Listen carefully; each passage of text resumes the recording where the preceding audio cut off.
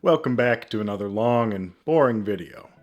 When I was working on the Worm Ouroboros video, I was also reading through one of Eddison's other works, the first in the Zimiamvia Trilogy, called Mistress of Mistresses. And in reading through that, I saw a lot of potential for discussion and analysis, so I thought, well, I'll just make a follow-up video on the Zimiamvia Trilogy. And then a lot of time passed. It took me a while to get through the books because I was working on other stuff and I kind of forgot for a little bit, I'm not gonna lie. But once I read through all of the books, I kind of wanted to go back and reread to sort of recontextualize things. By the way, quick aside, this is a slightly different type of video from the previous one. That was more, me fanboying over a book that I've really enjoyed for a long time.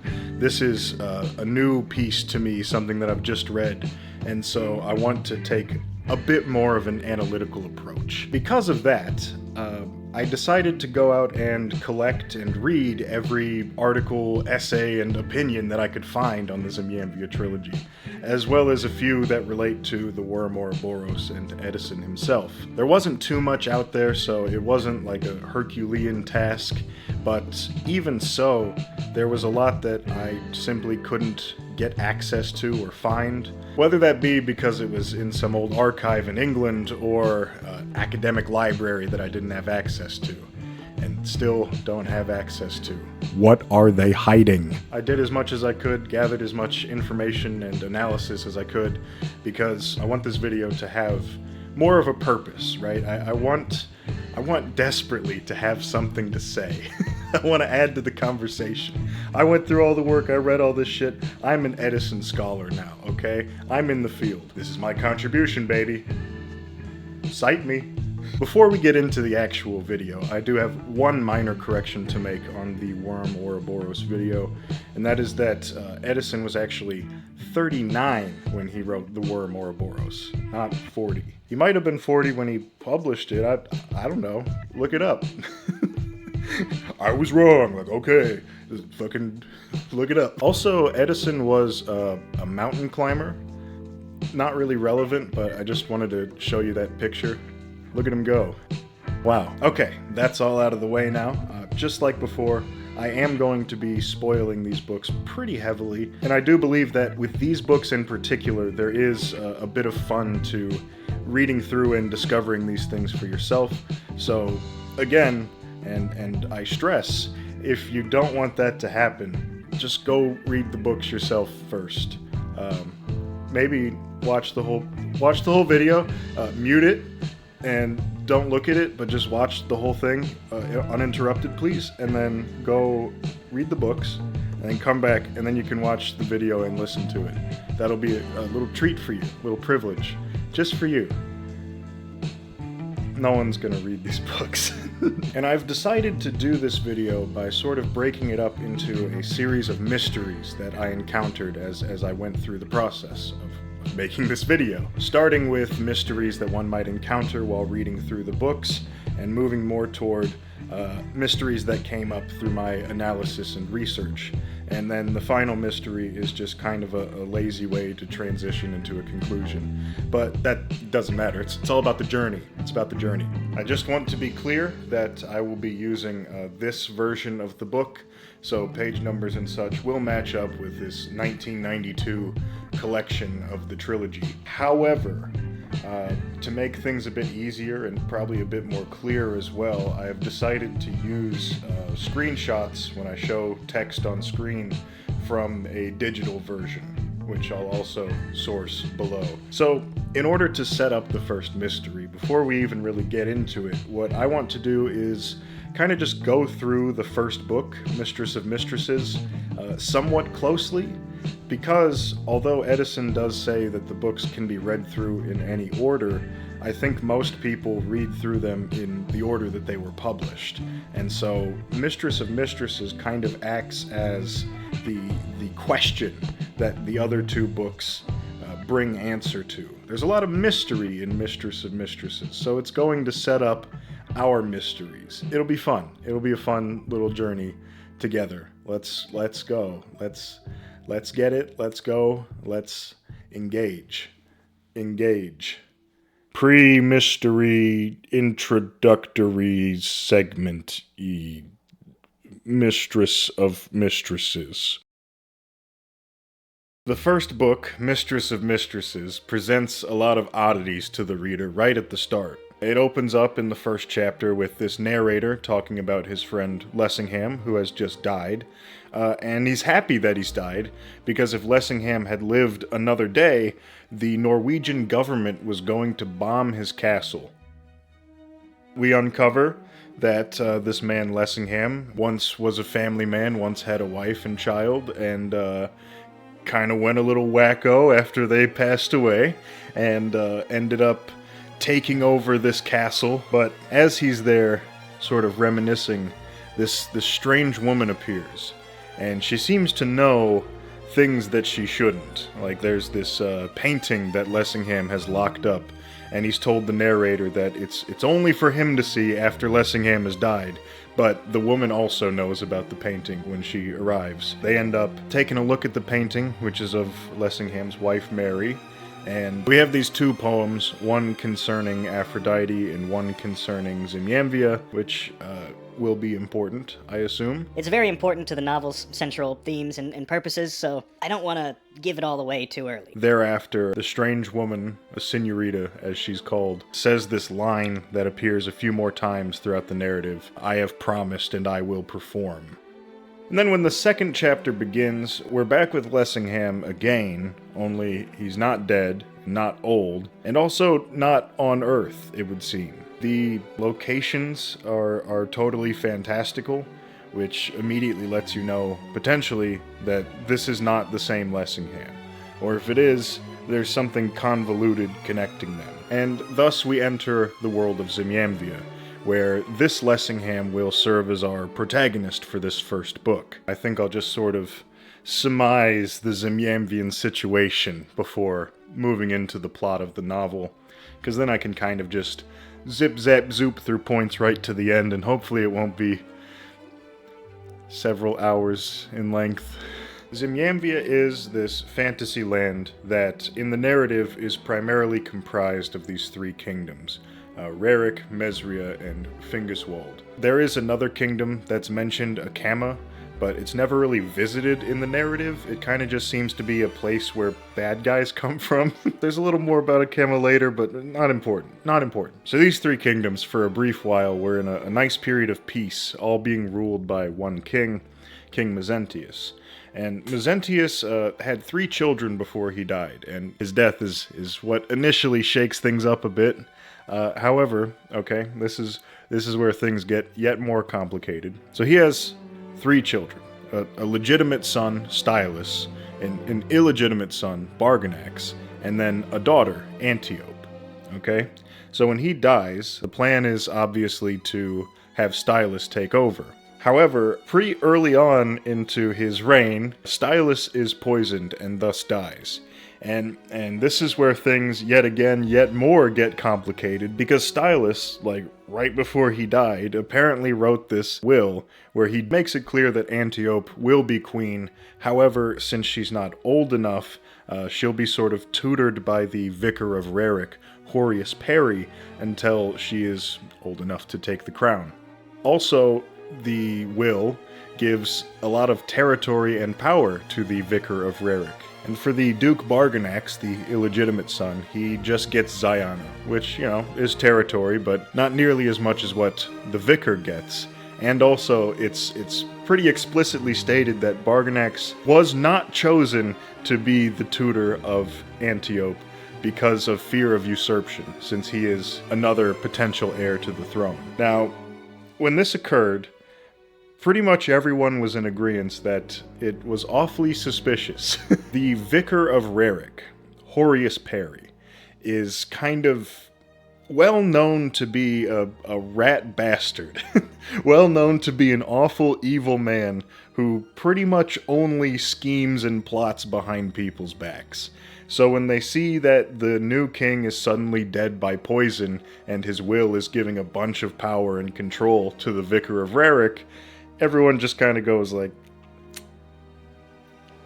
I'm pretty sure he wrote that. I'm pretty sure he did this. I'm pretty sure the vicar's behind this one, boys. And this creates an immediate conflict in the narrative that we're actually reading, because our protagonist, Lessingham, is actually the cousin of the Vicar of Rarick, and he likes the vicar quite a bit, despite everyone telling him that the vicar is the worst guy on the planet, and Lessingham knows that, to be fair. Lessingham's exact quote concerning his cousin, which he says when Lessingham's right-hand man, Amory, is like, dude, seriously, the vicar is not a good guy.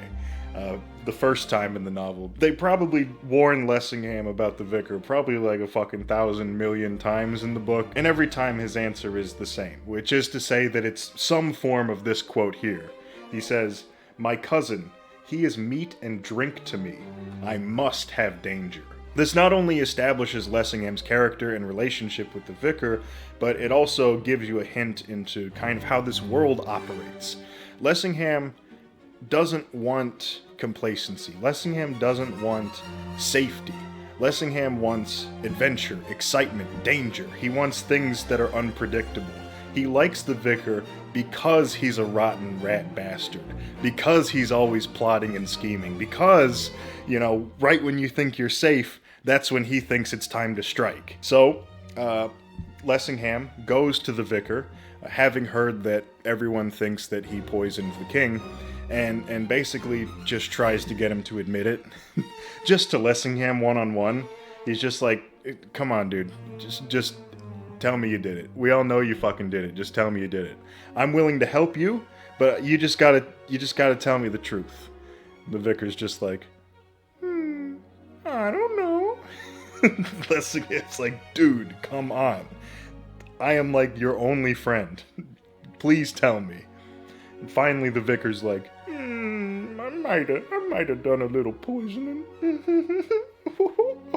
So from there, our first conflict is Lessingham trying to navigate the vicar's treachery and not get him killed, because everyone's kind of up in arms at the moment, as you might understand. And we're gonna kind of jump back into exposition here, because now I need to explain just who exactly is after the vicar's head. Namely, Geronimy, Roder, Berold, guys like that in the story, who I will be referring to as the boys. Also, Geronimy is currently enacting king power in place of Antiope until she is of age. But the real mover and shaker here is Duke Barganax, who, as I mentioned, was the illegitimate son of the king. And Barganax will kind of act as antagonist, foil, the yang to Lessingham's yin. You know, they're in a lot of ways two sides of the same coin. But Barganax loves to paint. He actually doesn't like fighting and killing that much, which is pretty rare for a character in one of Eddison's fantasy works. However, while you might think that might make him a bit more of a gentle soul, in the first scene we get of him painting, we learn that he has a bit of a short temper.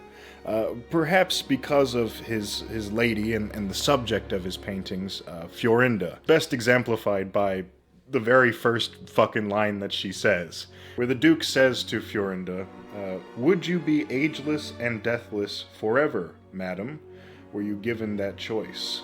And she just says, I am this already. Like it means nothing, like it's just a trifle. Oh, of course I'm ageless and deathless, why not? And this is how she acts all the time.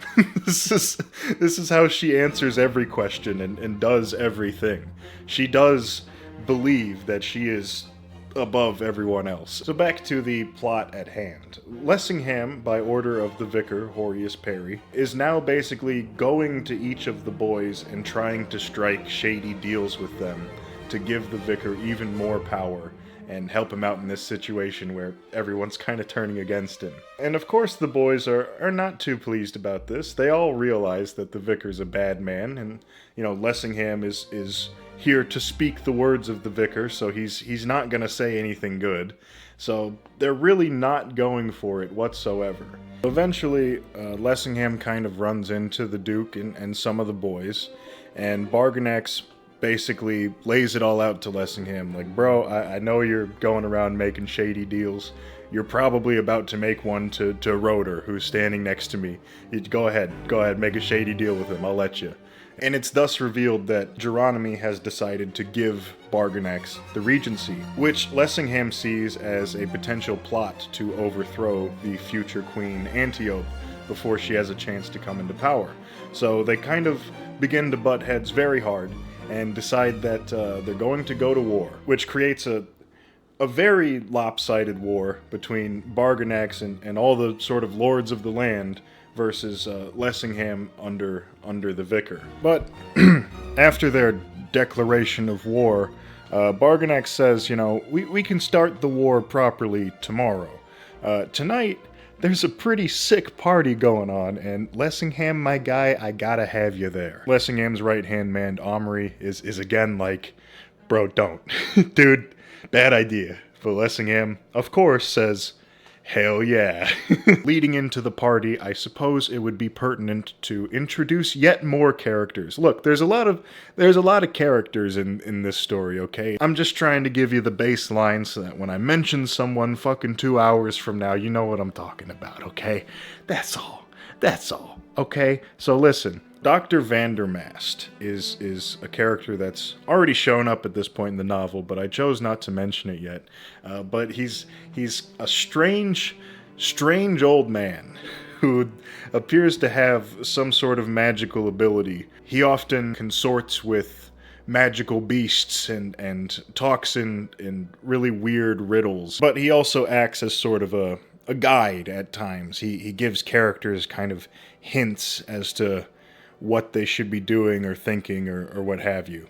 So we got this old dude, and he's perhaps some kind of wizard, perhaps some kind of caster of spells. He's often accompanied, and Fiorinda, she is often also accompanied by Vandermast and these two supernatural shape-shifting characters, Anthea and Campaspe. I believe generally referred to, or perhaps just Anthea is referred to as a dryad, and then Campaspe specifically is a water nymph. As Dr. Vandermast states, dryads come in two forms. One being of the water, called naiads, or nereids, or just water nymph if you would, and the other being of the mountain. Here he states, do derive therefrom some qualities of the Oreads or mountain nymphs. So I believe in this situation, Campaspe would be the water nymph, and Anthea would be the mountain nymph. The naiad and the Oread, or Oread. The important thing is that Campaspe often takes the form of a water rat, and Anthea often takes the form of a lynx. Also, they might be ageless, similar to Dr. Vandermast. Vandermast does at one point state that his beard was black once, so I suppose he wasn't always an old man, but he certainly doesn't seem to be aging unto death, because he's been an old man for quite some time. Anthea mentions at one point that she lived on this mountain for 10 million years, but also they really like to fuck with people, so that might just not be true at all. They remind me of the kind of side characters from a lot of Shakespeare's plays, which I looked it up, and people refer to these kinds of characters as choric or choral characters, apparently. Oftentimes, they're just sort of there, observing and making jokes and messing around, which is cool. It's epic. But Lessingham goes to this party, you know, Bargonax, Fiorinda, Anthea, Campaspe, Dr. Vandermast, all the major players are there, and he's mingling, he's schmoozing, he kind of starts getting with Campaspe a bit. Lessingham, in typical, like, Eddison protagonist fashion, is just kind of really good at everything. he doesn't like art as Barganex does, but he does like, fighting, fucking, doing man stuff. That's what men do. He's like putting on his James Bond routine, just like being suave, and seems to be working. Camp Ospe's getting along with it. There's a little bit of a section here that I think really outlines kind of the difference between Lessingham and Barganex, in which Camp Ospe asks Lessingham if he'd rather have pleasure or power. And Lessingham quotes a poet. Which poet does he quote, editor? Look it up. And he says, "My pleasure is my power to please my mistress. My power is my pleasure in that power." To which Duke Barganex then immediately says, "Oh, that's a roundabout answer, full of wiles and guiles. Mistrust it, madam." And she says, "Oh, can you do better then?" And he says, "Most easily, and in one word, pleasure." So you see there the kind of the duality of the men, and it's not as obvious as like one wants power, one wants pleasure. It's more like Lessingham has, as Barganex says, kind of a roundabout way of approaching it, because he wants both. He wants them to be interchangeable. He's like describing a whole system of ideology. Menstwhile Barganex is much more straightforward, and he says, "Oh, power or pleasure? Pleasure, baby." Easy. It's like a difference of methodology, more so than a direct difference of ideology, one might say. So Lessingham's hanging out, chatting up Camp Ospe. He goes and chats up Anthea as well. And Anthea says a very interesting line to Lessingham that I didn't really understand at first, but it is clearly an important passage, regardless of what you might think is going on in the book right now. You can just tell. Let me show you. Anthea says, "It is true that you and Barganex are not altogether as the common rout of men. This world is yours and his, did you but know it. And did you know it, such is the folly of mortals, you would straight be out of conceit with it, and desire another. But you are well made, not to know these things. See, I tell it to you, yet you believe it not. And though I should tell you from now till dawn, yet you would not believe." And per her understanding of the situation, Lessingham indeed just kind of brushes that off, and continues on in his schmoozin' cruisin' ways. But then Vandermast chimes in with a much more direct piece of foreshadowing, and much more depressing at that, saying to Lessingham, "You shall die young, my Lord Lessingham.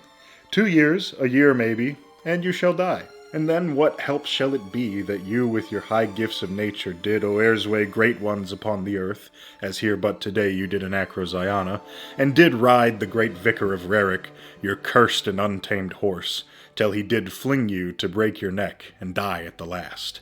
What is fame to the deaf dust that shall then be your delicate ear, my lord? What shall it avail you then that you had fair women? What shall it matter, though they contented you never? Seeing there is no discontent whither you go down, my lord, neither yet content, but the empty belly of darkness, enclosing eternity upon eternity. Or what shall even that vision beyond the veil profit you? If you saw it indeed tonight, then ere folk rose from the table. Since that is but impossibility, fiction and vanity, and shall then be less than vanity itself, less than the dust of you in the worm's blind mouth. For all departeth, all breaketh and perisheth away. All is hollowness, and nothing worth, ere it sink to very nothing at last."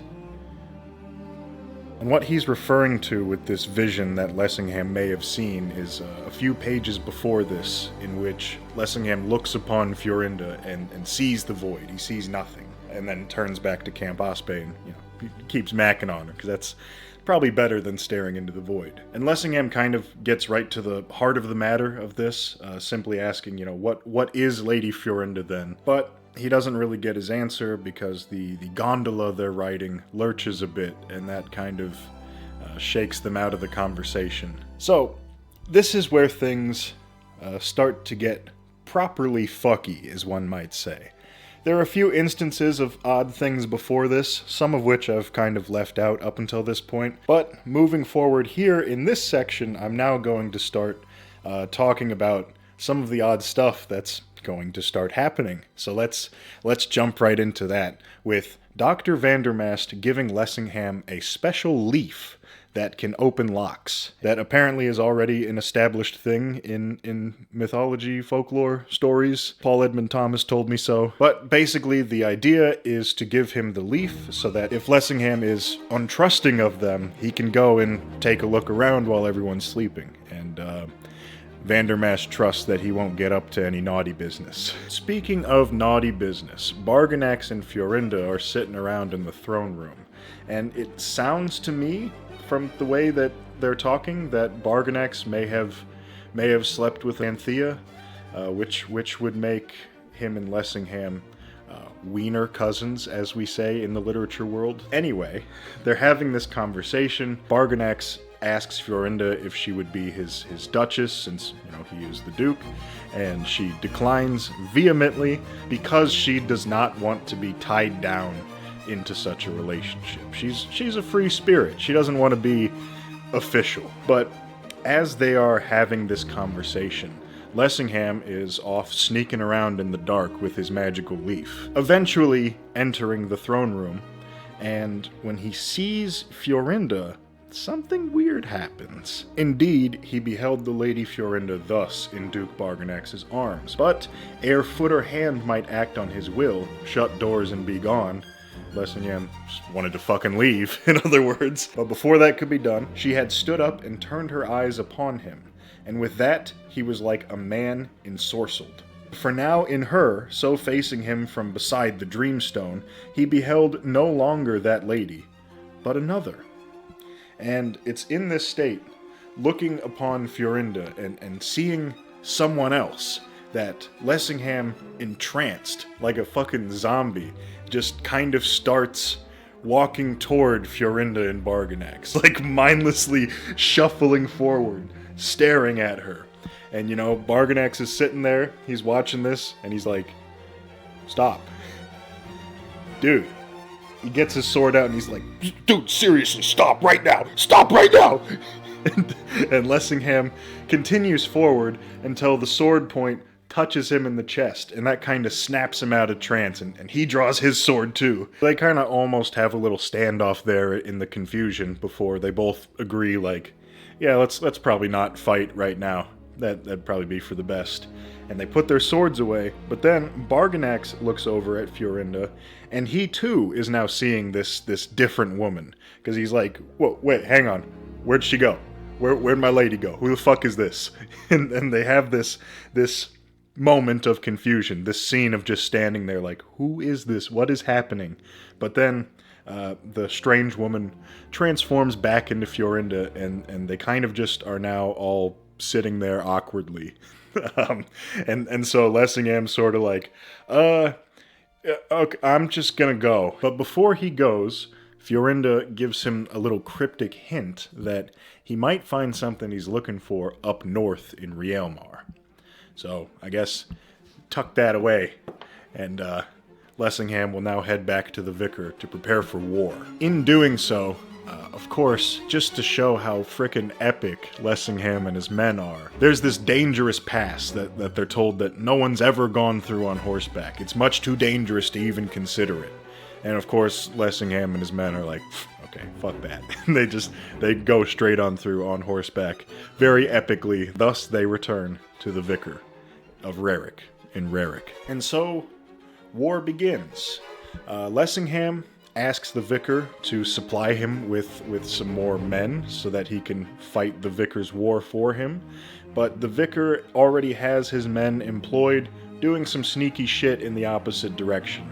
So he's like, you know what, Lessingham, I think my thing's more important than whatever you got going on. So Lessingham starts going around to towns and just trying to recruit men in that way. Meanwhile, the boys are preparing their own armies. The plan of the boys was to have their 3 armies convene and crush Lessingham's army.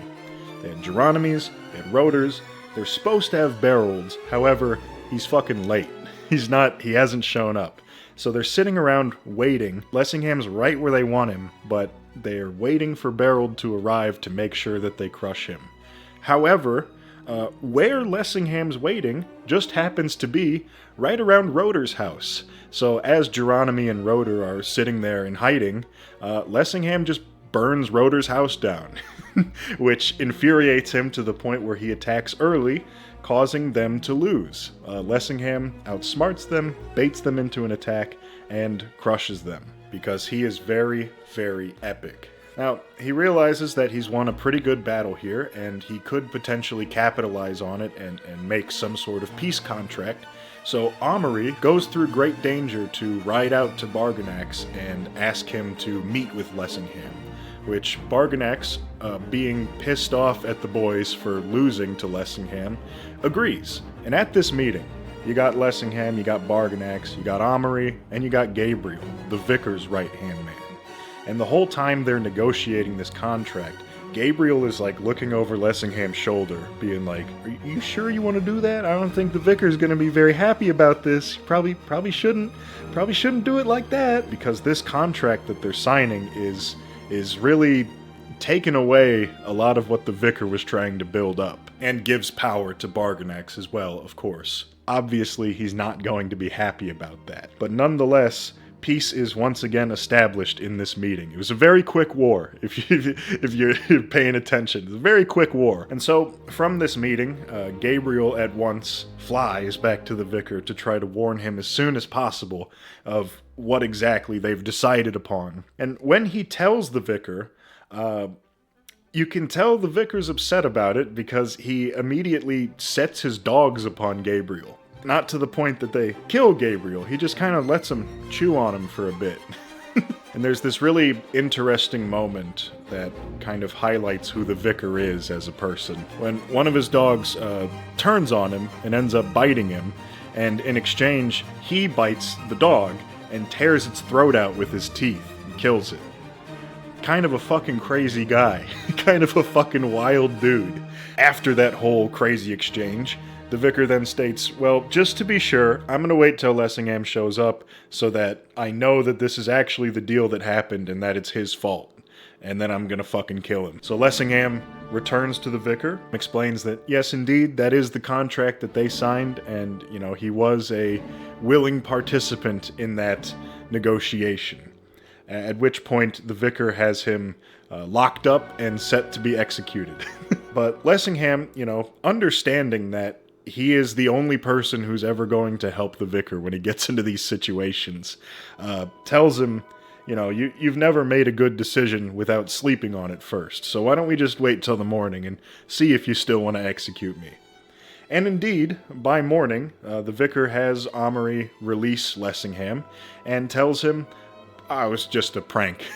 It was just a prank, lad. Don't be upset about that. Ah, come on, that was no big deal. I was just playing around." But after all this freaking out from the vicar, Lessingham is finally given a chance to explain his plan, in which he basically says, like, you gotta play the long game. You can't just try to take all the power instantly and win. That's not gonna work.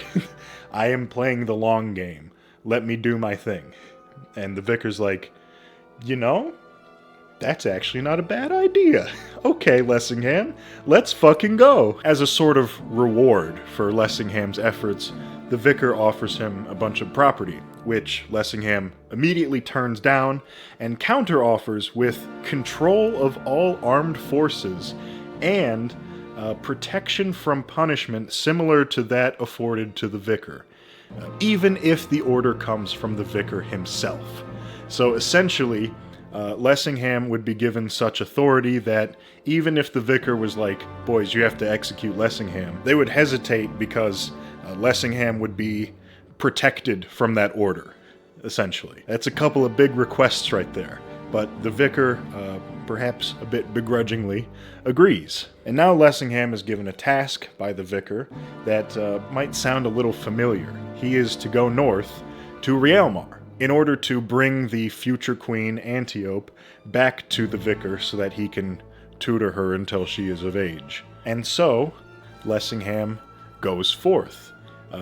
He makes sure to bang Anthea again first, but he's still on his way. Before Lessingham arrives in Realmar, we get a little establishing scene with a few more new faces.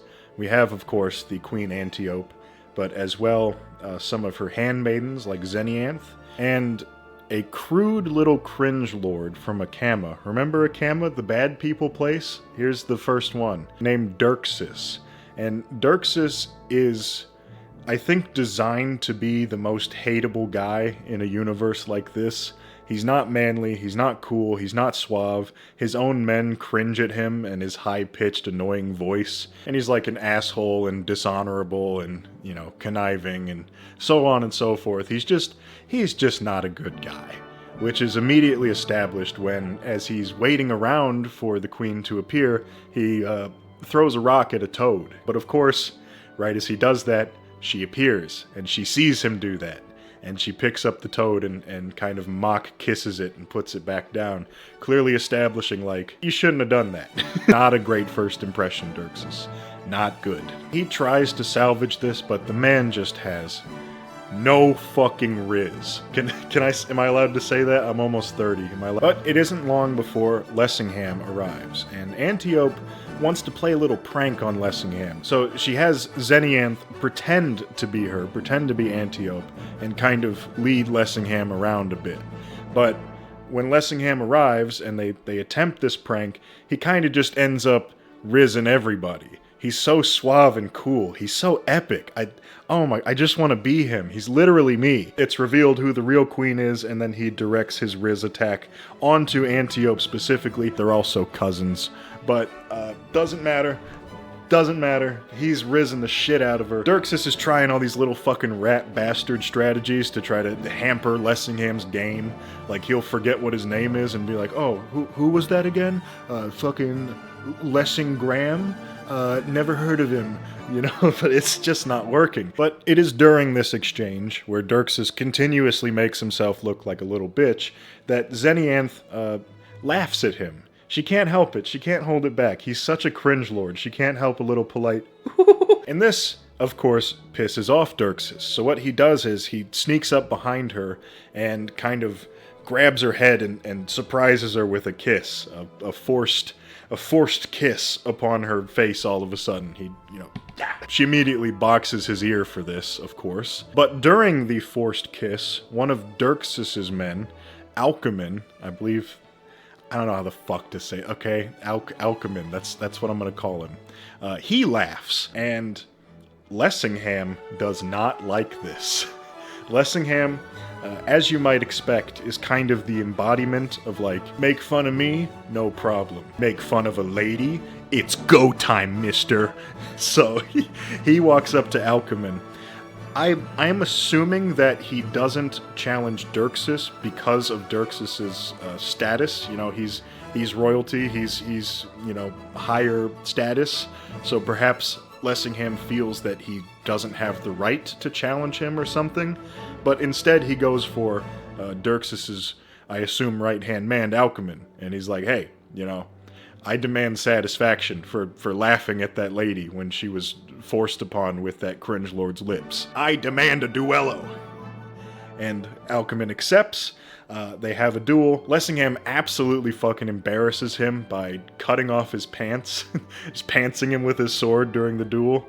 And so it's fucking locked in place that Lessingham is just fucking... just fucking. He's going to fuck. You know he's gonna fuck. Anyone who saw that will now fuck him. In retaliation, because Dirksis is such a fucking rat, he sends 5 men to team up on Lessingham and kill him.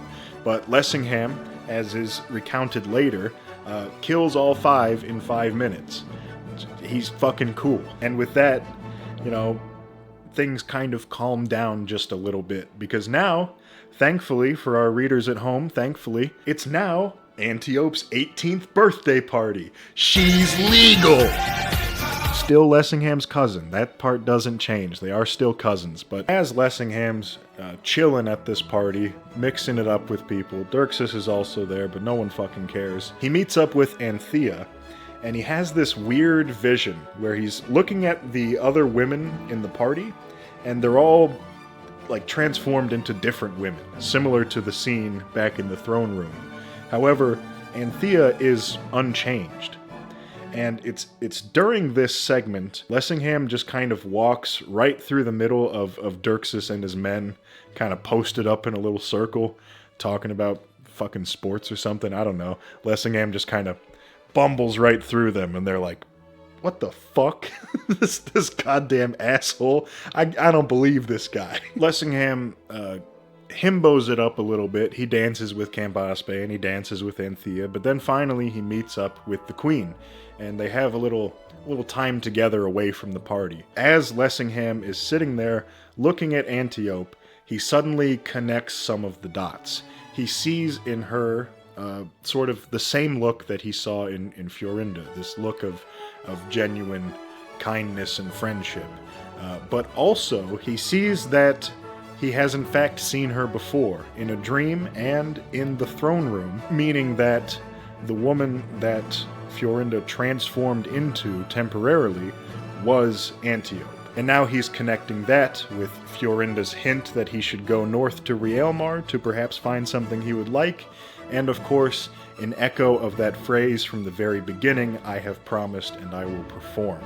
It all culminates together, and ultimately I think the click for Lessingham is that this is the one. This is my lady. I can tell. All the pieces have fallen together. She is my fated beloved.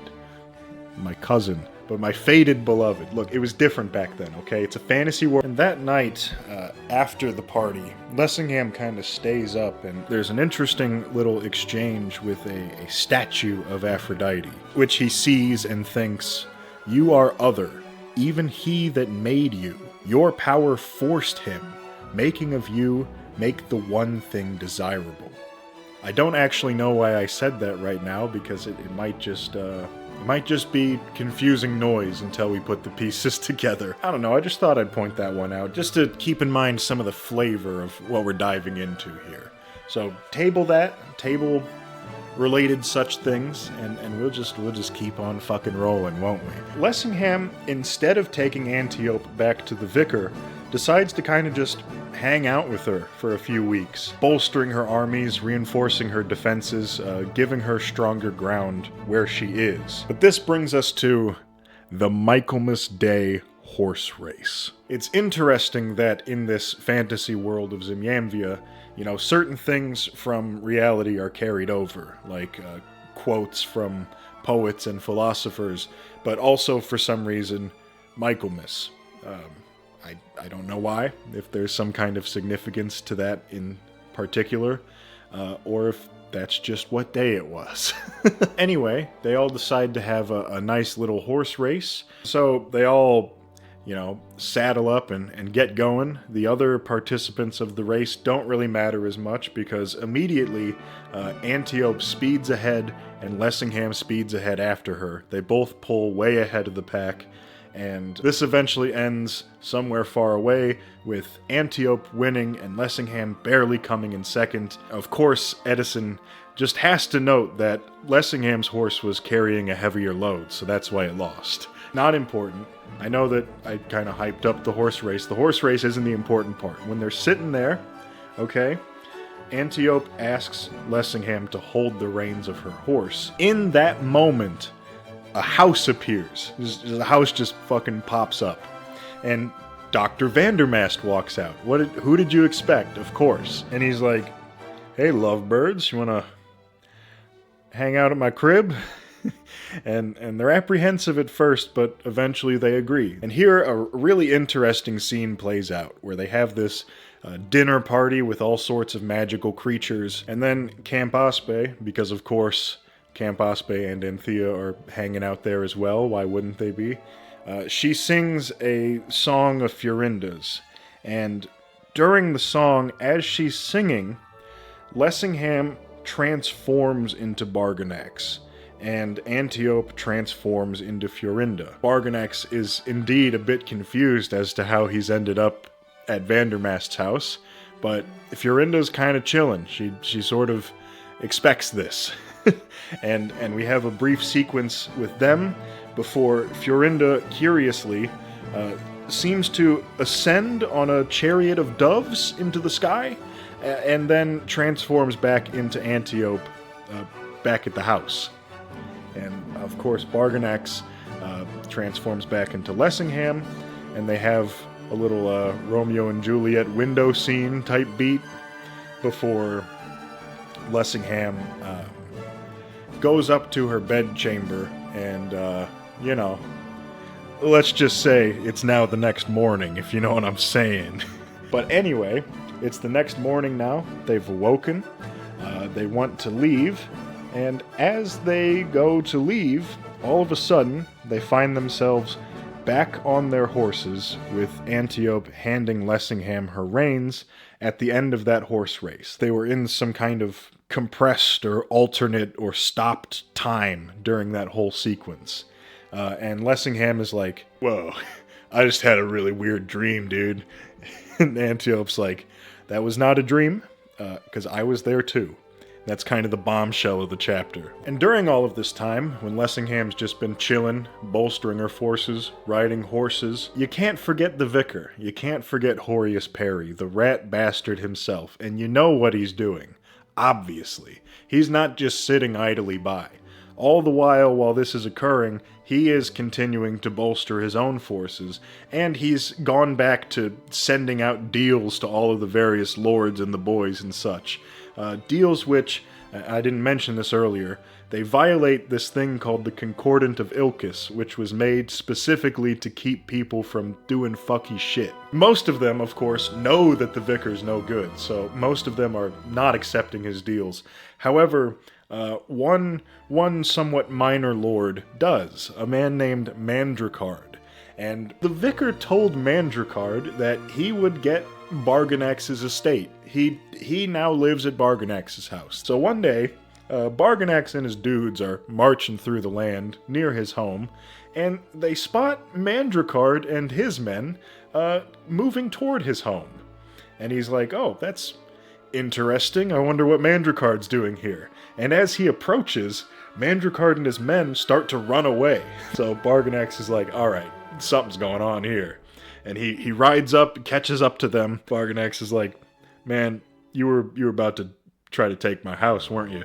You're about to try to move into my property, weren't you? Mandricard's like, I don't know what you're talking about, because it's not your property, it's mine. The vicar gave it to me. It's mine, right? And Bargonax is like, no, it is not. That is mine. Don't touch that. Go away. and Mandricard, you get the sense from this scene that Mandricard's a bit of a fucker, because he's like, well, you know, maybe I'll find an excuse to stick around. Who knows? Bargonax is like, dude, seriously? Fucking don't. Do not. Mandricard, he kind of relents. He's like, okay, fine. Bitch. Which causes Bargonax to spin around in a rage and be like, that's it, motherfucker, we're fighting. And what you gotta know about Mandricard, other than the fact that he's a fucker, is that he's a very, very good swordsman. And because he's such a good swordsman, out of respect for his skill, Bargonax challenges him to a duel. They get down to business, dueling it out. It's pretty intense. Mandricard manages to wound Bargonax's sword arm. But of course, this is a duel, which means when you're wounded non-lethally, if you can keep fighting, you know, you pause the duel and your men patch you up, and then you go back in for round 2. So they patch him up, and now Bargonax is fighting with his offhand. And with his offhand, somehow, through sheer badassery, Bargonax manages to slay Mandricard, and thus ends the duel. And this, as it turns out, was a really bad idea, as we're about to find out a bit later on. So Bargonax is painting a painting of Florinda once again. They're just hanging out chilling. Vandermast is kind of in the main area of his estate, kind of playing guard a bit, because a count in Mesria and the captain of Bargonax's bodyguard, Medor, appears, and he's like, yo, I gotta talk to Bargonax right now. Shit is going down. And Vandermast, being an absolute fucker, is like, you're not supposed to meet for a few more hours. guess you're gonna have to stand here and wait for a few more hours. And so Medor is forced to wait before he can actually go and tell Barganax the news. And for the purposes of Barganax's character and, you know, what he wants out of life, it's a good thing that he waited. Because during that time, Barganax finally manages to paint a portrait of Florinda that he doesn't immediately destroy. It's not like it captures her perfection, because that's not really possible, but it's at least a painting that he doesn't completely hate to the point of destroying it. So he's feeling pretty alright about that. He's like, hell yeah. But then, of course, Medor busts in, and he says, "Hey, Barganax, you know how you killed Mandrakard the other day? Well, it turns out that when everyone heard about that, they assumed that you're a bit fucking nuts, so everyone has now taken the Vicar's deal." Which, of course, means that Barganax is kind of fucked. Everyone has just turned against him all of a sudden. Florinda, of course, in her usual manner, begins taunting him, like, hey, you know, you gonna do something, or are you just gonna keep painting like a little bitch? He knows he's gotta act fast. He might have time to raise an army later, but right now he's gotta do something big and quick. So he states, "Within 3 days, I'll be man or mouse."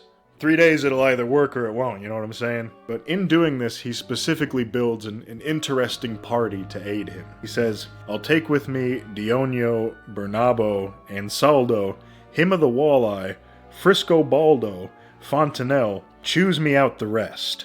25 of the most outrageousest beseen and likely men we have in the guard. I'll ride tomorrow." And Medor's, of course, like, bro, are you fucking nuts? 25 men, that's it? And Barganax states, you know, if the plan doesn't work, it's not gonna work with more men. This is all I need. Genius. So Barganax takes his 25 men and sneaks over to Kutar Mish. Don't laugh. This is Roder's town that he kind of lords over. And they basically sneak directly up to Roder. He doesn't realize who they are because they're all in disguise, and holds him hostage. Gets a dagger right up to him, and he's like, "Sup, bitch?" You know, and Roder, obviously realizing that Barganax knows they took the Vicar's deal, and they are kind of enemies at the moment, he's understandably a bit scared. So, as Barganax is holding Roder hostage, he has Roder proclaim his allegiance to him, but he also has him proclaim Barganax as the Vicar of the Queen in Mesria, which seems to be a direct slight against the Vicar of Rarik. And it's here in this town that Barganax kind of just holes up for a bit. He sends out letters to the other boys, basically telling them, like, hey, you know, straighten up, let's get back together. I don't know what the fuck you guys are thinking, but it's a bad idea. Definitely come back to my side. And at one point, he even almost catches the Vicar, because the Vicar very nearly enters that town, not aware that Barganax has taken it over. And Barganax's men try to run out and get him, and the Vicar just barely manages to get away. It's also during this time that Barganax discovers secret plans for Roder to assassinate him. So, obviously, now having taken this place from Roder, and realizing that Roder's even more of a rat than he thought he was, Barganax has Roder publicly executed. And all of these things just seem to work out pretty well for Barganax. Geronimi links back up with him. They're feeling good about themselves. Back on the flip side, Lessingham and Antiope are kind of just chilling, just hanging out, having a good time. Until, of course, Gabriel shows up, and Gabriel starts telling him about all this stuff that's going on, but he's framing it in such a way that he's essentially telling Lessingham that Barganax and Berold, in particular, are conspiring to make Barganax king. They're telling everyone that Antiope is dead, and that he is now the only rightful heir remaining, and he's snatching up power and trying to take over everything.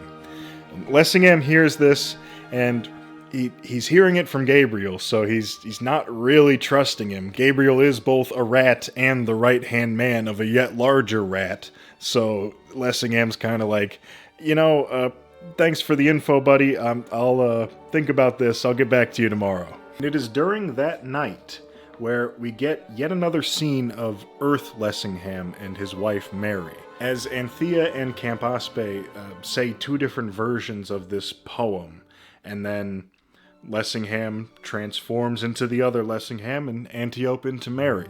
And they have this interesting exchange where Mary asks, "Is this a dream?" Which is similar to what Barganax asked previously. I didn't bring it up because I'm stupid, but he says, "Is this the dream or was that?" Both seemingly unaware of what may or may not be reality when going through all these major shifts of consciousness / being. Am I structuring this video like shit? Is this just completely unable to be followed? Whatever. Let's get back into it. So, after that strange sequence, Lessingham knows that he's gonna have to get back out there and keep fighting the Vicar's fights for him. So, he says to Antiope that he would like her to come with him so that he can keep her safe as he goes about his warring ways. And she says that she wants to stay in Realmar, because that's where she wants to be, and that's what she's gonna do. Lessingham ultimately says that he'll allow Aphrodite to decide. And through that, it is thus agreed that she will stay in Realmar, and Amory will stay as well to keep an eye out for her. And thus, Lessingham goes off for War Part 2 with the boys. Once again, Lessingham is going around from town to town recruiting men. He's badass, and he's cool. And everyone knows he's cool and badass, so they're like, fuck yeah, dude. I'll join your army, bro, of course. But anyway, as one might fear when facing off against such a larger and more spread out force, Lessingham finds himself trapped between two armies. He's been kind of pincer maneuvered by Geronimi on one side and Erclace on another. Am I pronouncing that? I don't fucking know or care. Erclace.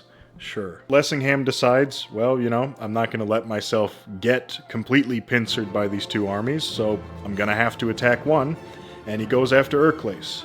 And he kind of maneuvers his army so that they come at him from an unexpected direction. Erclace is kind of posted up, ready for Lessingham to come from a certain direction.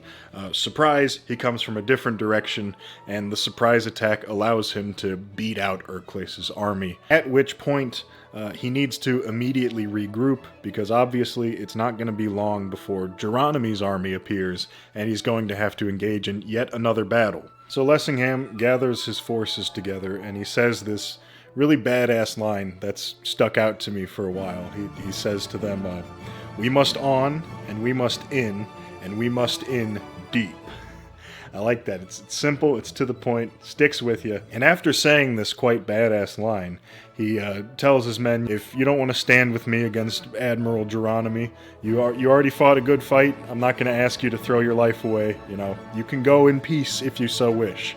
But the whole army's like, nah man, we're with you, let's fucking get it! And so they prepare to take on Geronimi's forces. In order to give himself the best chance at victory, Lessingham does a little tricky maneuver. He has one of his generals, Brandremart, take up his banner, which, you know, typically would be held by the party that Lessingham is in.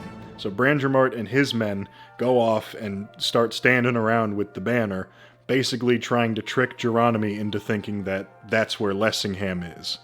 So their idea is, you know, bait him out, make him attack Brandremart's dudes, and then swoop in and take Geronimi out. However, as Geronimi approaches, kind of similar to the situation that happened previously with Roeder, Brandremart starts to get really nervous and anxious, and he charges. Him and his men charge the fuck in. Lessingham's watching this, a little upset, but he refuses to move. Everyone else is like, bro, we have to charge in now. Brandremart's getting fucking destroyed. We have to fucking go. But Lessingham holds his ground. He says, you know, Brandremart chose to attack early. This is his fault. Let him deal with it. So they wait, and they watch, and when the time is right, finally, Lessingham has everyone attack Geronimi's forces. It goes quite well. In fact, Brandremart doesn't even get completely wiped out. He eventually recuperates, and his group gets back into the action proper. So really, the tables all of a sudden turn completely on Geronimi, and they just absolutely fucking smash him. They smash his little Geronimousy into pieces, to the point where Geronimi prepares to make a final stand, because he's kind of badass too. So he's like, fuck it, if this is where I'm gonna die, come and get me, motherfucker. He's ready. But a messenger reaches out to him, and he's like, Lessingham wants to talk about peace if you want to, like, not die.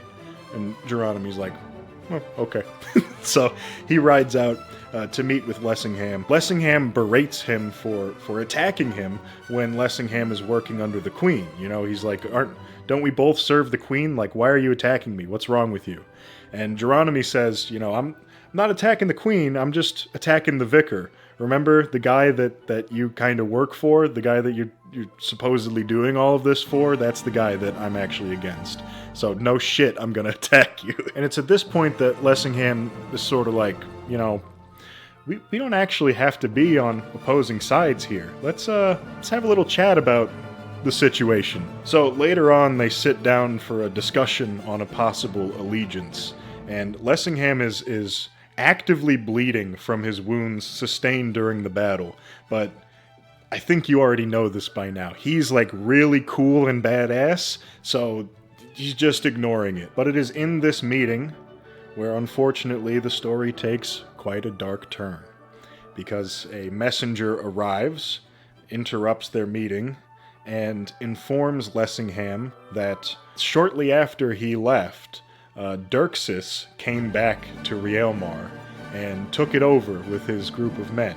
He tried to force Antiope to marry him, and when she declined, she was made to drink poison instead. Lessingham is later told by Amory that the exact thing Dirksis said to the Queen before she died was, "If not to be my queen, then you shall at least be no longer the strumpet," that means whore, "of a soldier of fortune." Antiope drinks poison and dies. Dirksis takes over Realmar. Lessingham naturally has an absolute fucking meltdown over this, right? I mean, that's his lover, his cousin, but dead now. Dead from a fucking rat bastard who he couldn't stop because he snuck in. These sneaky, underhanded tactics that are the total antithesis of what Lessingham respects and what he would want to happen if something bad were to happen. You know, he wants to be defeated. He wants to defend his queen and fail. That's how he wants it to go down. Having someone just sneak in and backstab him like this, assassinate her, essentially, is really infuriating.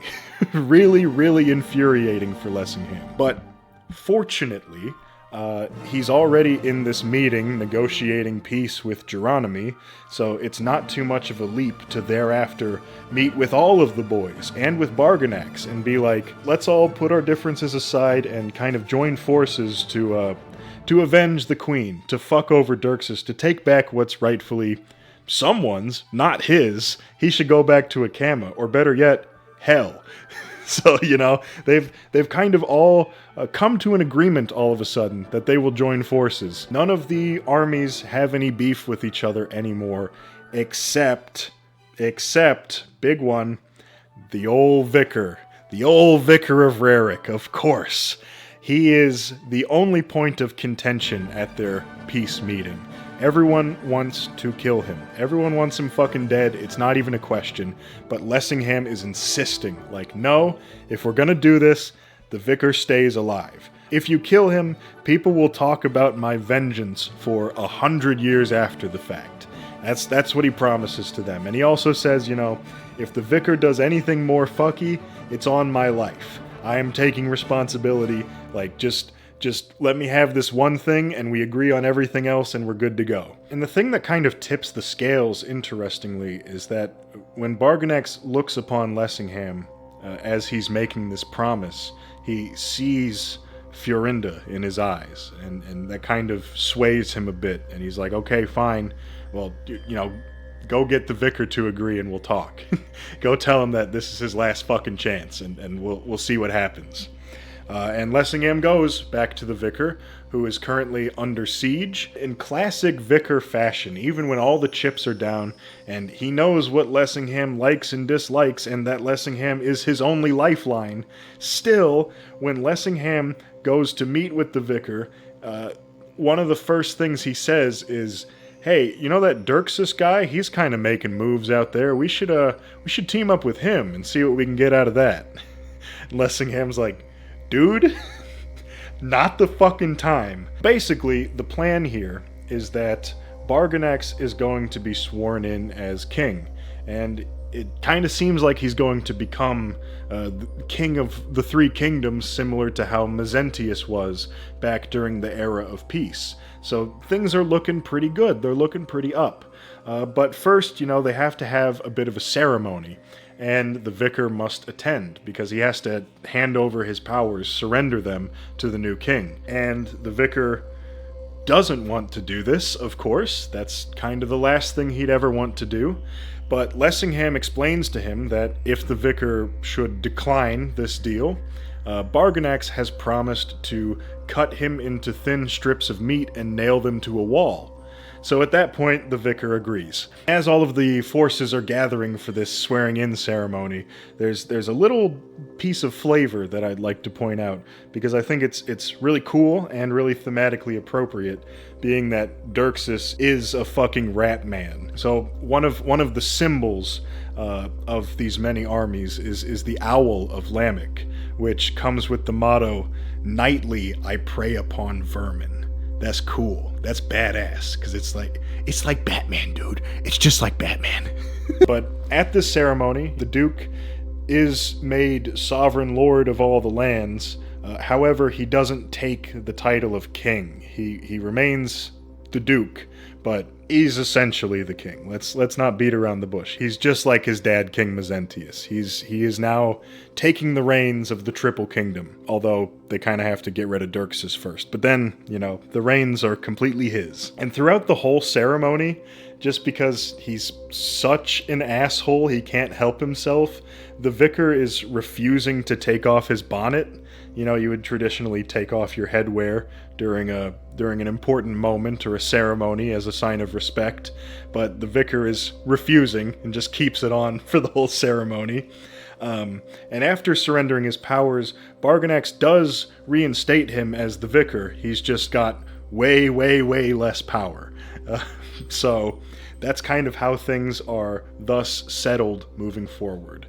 We got Bargonax now in supreme power, the vicar in much lesser power. Lessingham is a big boy general in this army, and they're now all going to go absolutely fucking brutalize Dirksus.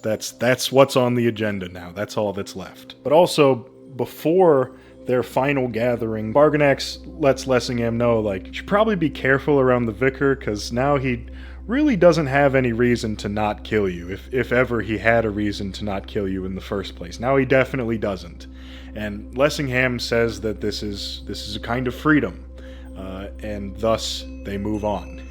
Moving forward to that final gathering of all the troops and forces, fucking the vicar, Horatius Perry, is back on his bullshit, secretly writing a letter to Dirksus to team up with him. But Lessingham busts in, uncovers him writing this treacherous letter, and basically is just like, seriously? Again? Come on, dude. He has the vicar instead write a different letter to Dirksus that will lead him into a trap. And that's kind of his way of making the vicar pay for what he was trying to do there. But as Lessingham is leaving from that encounter, the vicar's like, alright, motherfucker, that's it. Gabriel, kill this bastard. Assassinate Lessingham for me, please. And Gabriel, much like his master, which I'd like to point out, if you haven't already noticed, the vicar always has someone else do his dirty work for him. He's always hiring Gabriel to do it, or Lessingham, or what have you. He is a dangerous guy in person, but usually when he needs something major done, he has someone else do it. So, in a very similar fashion, just like his master, the vicar, Gabriel then says, oh, I actually know a guy that I will hire to kill Lessingham. Sound good? Sounds good. Let's go. So, everyone's gathered up. They're all wearing their high-level raid gear. They look fucking sick.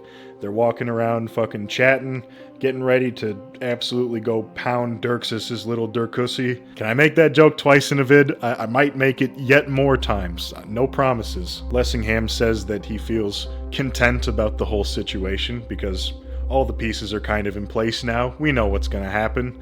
So he's like, it sucks, but I'm content. Things are going to be righted now. And there's an interesting little exchange with him and Barganax, where this time Lessingham sees Antiope in Barganax's eyes. So we've kind of flipped it. And here, right at this moment, spoiler, the assassin is about to strike upon Lessingham. The vicar's like, actually I changed my mind. Gabriel, go cancel the assassination. Go cancel the assassination now. Go, go, go!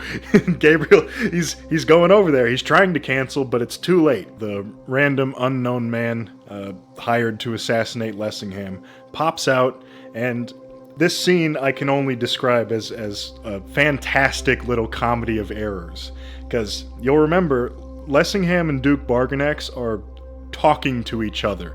They are right next to each other. And this assassin jumps out and he goes, "This is from the Duke!" And he fucking buries his weapon into Lessingham and kills him. So like right in front of the Duke, he goes, the Duke did this. But as he's doing that, Gabriel is running up to him trying to stop him. So when he sees him kill Lessingham, he realizes he has to change his plan, right? He's like, oh shit, I have to pretend like I didn't want that to happen. So Gabriel then kills the assassin, and the vicar right behind him is like, this is kind of my chance to get rid of all the witnesses, all the people that might potentially say this was my idea actually. So even though Gabriel has already disposed of the assassin, the vicar basically thinks he can get away with it by just smiting wildly left and right and hitting both of them, killing Gabriel. But of course, in doing that, he basically just kills Gabriel because the assassin's already dead. And it was pretty clear the assassin was already dead at that time, so the vicar, in his attempt to cover his tracks, just kind of reveals that he's behind this in front of everyone, because he kills Gabriel, who's killing the assassin. Why would he do that unless there was something shady going on, right? And he looks up, he's like, oh, well, that was crazy, right, guys? But he fucking locks eyes with Barganax, and Barganax now has Lessingham's eyes. I never gave you a description of their eyes before, because I forgot, but Lessingham has these very specific looking eyes with gray and flecks of gold, and that is now Barganax's eyes as they glare down at the vicar. And the last word of this chapter, and this is kind of the last proper story chapter, so this is more or less where the story of this first book ends. Barganax, in a voice like a great crack of thunder, commanded them, "Take the vicar." That's where that chapter ends. We aren't told what happens thereafter, but I think you can pretty well guess. The vicar's sneaky ways have finally caught up to him. He's probably going to be murdered, especially since Barganax really just wanted an excuse to kill him beforehand, before this, and now he has a fantastic reason to kill him. So I'm pretty sure this is where the vicar meets his demise. And beyond that, being that all of these armies are united, even without Lessingham, I'm pretty sure it's safe to say they're going to go kill Dirksus too. They're going to take back Rielmar, and perhaps even we will enter another period of peace under one ruler, as there was before this story began. The final chapter is entirely focused on Florinda, who apparently has seen these events through some kind of like crystal ball type vision. And then she does some interesting things to close out the book with this final chapter. There's this listing of names of women throughout history, and also she snaps some Rupert's drops, which are these glass beads that have long, thin tails. And if you snap the tail, the whole bead collapses. So she breaks a few of those. And then there's a pretty fucky final line that relates to some of the analysis we will very soon get into, but for me, reading this book for the first time, I was just like, what? What? What are you even saying at this point? Because I was, honestly, again, you know I'm a fucking idiot, because I didn't even see Lessingham's death coming, despite Vandermast having explicitly told him he was going to die. I was like, no way, the book can't end like that. Not my boy Lessingham can't get done dirty like that, come on.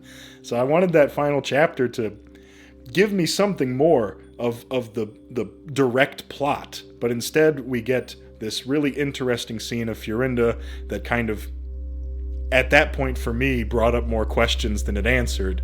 And the book ends thus. Seeing that her thoughts are higher than our thoughts, it were the part of a fool to think to comprehend them or set them down.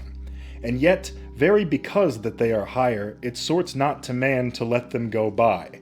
Rather note such looks and such casts which, upon such nights, have ere this shadowed the outward seeming of her divinity, as if that impossible were possible, and his hand had failed wherein her weak perfections lie trembling, or as if the thunder of his power were turned an insensate thing, and his eyes sealed up, and love found but a school name, and she, for all that naught else is of worth or of verity, found not worth much at last, and as if, under the imagination of such thoughts of her, who of her vernal mere unquestioned I am, recreates and sets him on high, the patent of whose omnipotency is but to tender and serve her, the very heart of the world should be closed with anguish. As the glory, so now this agony passed, resumed so, with that glory, into her pavilion of night. And then you get an untranslated section of the hymn to Aphrodite, which I may have mentioned before this, hopefully I did. It's very, very important to this book. And if I didn't mention it, it's because it's gonna be in the analysis section, trust me, bud. But that is where Mistress of Mistresses ends.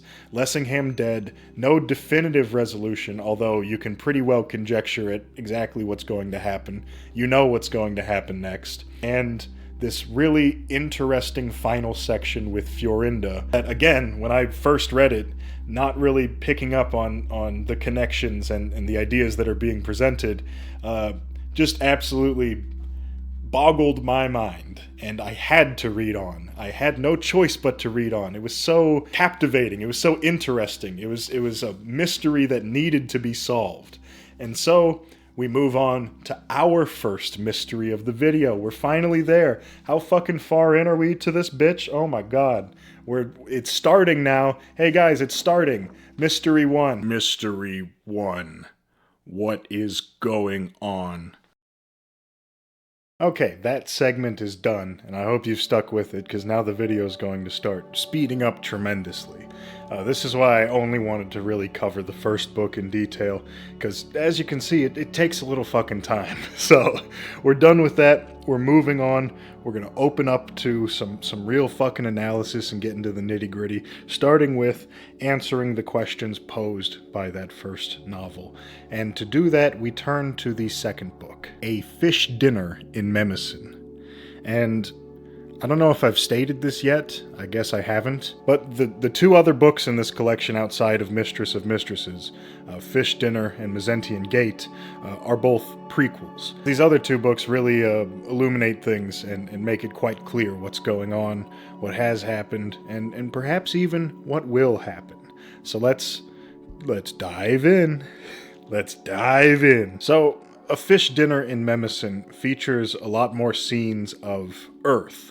Our Earth, with earthly Lessingham and his wife Mary.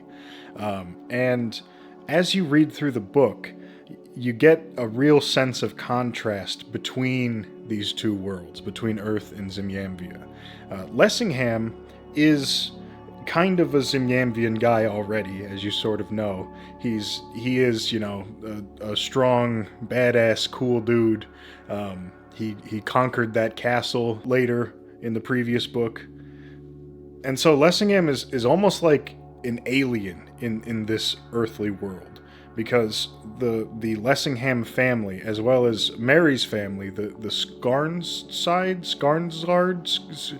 Skarsgård, they're both clearly quite well off. They're living a lavish, one might say even complacent type life, But again, Lessingham still has that fire inside him, so he'll do things. He'll go and fight people and be badass and go to war and stuff, but most of the people in both of these families are content to just sort of sit around and sip the wine and poshly postulate on the meaning of life and all of that, and kind of just show you how like docile and controlled and in a way safe their lives are. There's a chapter that is largely comprised of a cricket match, and I will remind you, I am American. I am American, and that means that this chapter was kind of hard to understand. I had to sort of learn a bit about the game to really get what was going on. And ultimately, this cricket match, to try to make some sort of use of it in this video, I think is a bit of a reflection of Zimiamvian life and ideology, and kind of how the Zimiamvians live as opposed to how the Earthlings live. On the most part, on the whole. You know, even if you have outliers like Lessingham, I'm talking about the kind of global life culture, perhaps, in a way, if that makes sense. The philosophy of the common man differs, and I think this game really highlights that. Because in this game, if I'm remembering correctly, because I refuse to reopen the book, it's a friendly match, but it starts to get heated. It starts to get kind of competitive as it goes on. And finally, one of the teams calls in their ringer, this guy who's supposed to be really good, and he's gonna completely end this competition. But he's fond of doing this technique that is risky, right? It can really pay off, but it can also totally screw him over. And he insists on doing it that way. The spectators are like, hey, if you just play it easy, you got this for sure. Just play a safe game. And of course, much like Lessingham and Zimiamvia, he refuses. He must have danger. And so he plays the way he wants to, he plays hard, and ultimately it results in his team losing the game. Is that true? Did I get that right? I don't fucking know. But it reminds me a lot of Lessingham in his quest, cut down before his time, but it brings up an idea that ultimately forms kind of the core of Zimiamvian philosophy, and that is, it's not necessarily about accomplishing something. It's not necessarily about being the king, being the ruler, controlling an army, status, power, wealth. None of that actually matters. It's more a side effect of the real thing, the real shit, the real nitty-gritty, and that is the effort, the struggle, the strain. And at this point, I feel like I should bring up one of the critics who wrote many pieces on Eddison and Zimiamvia and such, a fella named Joe Young. And I bring him up now mostly because some of the analysis he did definitely covers this point, and I do agree with what he said, so I don't want to retread ground without being like, hey, this guy said this too. But also, he's one of the few critics that I mostly agree with. In his Ouroboros paper, he sort of insists that Lessingham is in a dream for the whole book, like Mercury is just a dream, the demons are just a dream, and I don't really agree with that because of this. Here's my evidence. Wouldn't really make sense for it to be a dream based on these passages, because it's like, if you are dreaming, saying as if in a dream is kind of redundant, right? Kind of pointless. Like, no shit, you're in a dream, right? But outside of that one point on a different book that we're already done with and we're never going to revisit, I agree with most of his analysis and understanding of Zimiamvia. And one thing that he points out that is relating back to this whole cricket match shit that I just rambled on about, or maybe cut out of the video, who knows, is that Zimiamvians live in service to beauty. As you sort of might recall way back I think I talked about this in the Worm Ouroboros video, so maybe way, way back. The philosophy that Lessingham sort of outlines to the narrator at the start of Mistress of Mistresses, which is then, of course, labeled rank bad philosophy. But you have to remember, that was on Earth. And on Earth, the philosophy is totally different. In Zimiamvia, this is how it works. Everyone lives their lives in service to beauty. If they're good, honest, normal people, if they live the way that everyone else lives, they live in service to beauty. And what this means is that your life is about effort, struggling, putting forth energy in order to do what you believe best services beauty. So Barganax, for instance, he paints, right? He paints Fiorinda all the time, over and over and over again. And it's something that he'll never ever actually get right. As we saw in Mistress of Mistresses, he finally made one painting that he didn't immediately destroy, but even that was not perfect. He knows that he's really only captured one momentary facet of her beauty, and there's just no way he can actually paint the perfect portrait of Fiorinda. But he's never going to stop, because it's about trying. It's about just doing it over and over again, and kind of giving your energy to that idea, putting effort into that idea, almost as like a form of worship. So Zimiamvians do things the way they do them, not because it's the best way to get to their goal, or like it's something they have to do, but rather because they want to put in that effort, they want to strain, they want to go on, the hardest journey they can, whatever that means for them, if it's in service to beauty. So Lessingham's journey is a bit different than Barganax's. Barganax got a pretty sweet deal by choosing to go into painting as his method of service. Lessingham much prefers warfare as his method of service. He prefers, conquering in the name of beauty, defending beauty in the form of Antiope, right? And so it almost makes sense in a way that his life would end right there at the pinnacle before he gets revenge on Dirksus and the three kingdoms unite and there's peace. Because what purpose does he have after that, right?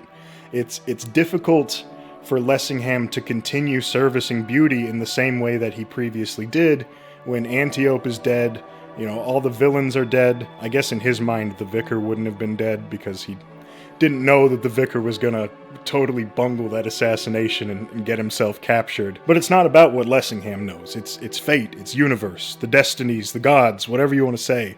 That's what has decided Lessingham's done now. He did his thing. He serviced beauty till the very end, and he died doing what he wanted to do. He died, mounting that final assault. He was already content. To him, the battle was already won. And I think to the reader, the battle's already won. We've gathered the toughest, strongest dudes in all the land, all to take down the wimpy, cringy little Dirksus. It's over, right? So it all kind of makes sense. And going back to the cricket game, even though they lost, it wasn't about winning or losing in that moment, in this parallel. It's about the player playing the way he wants to, doing things the way he sees fit.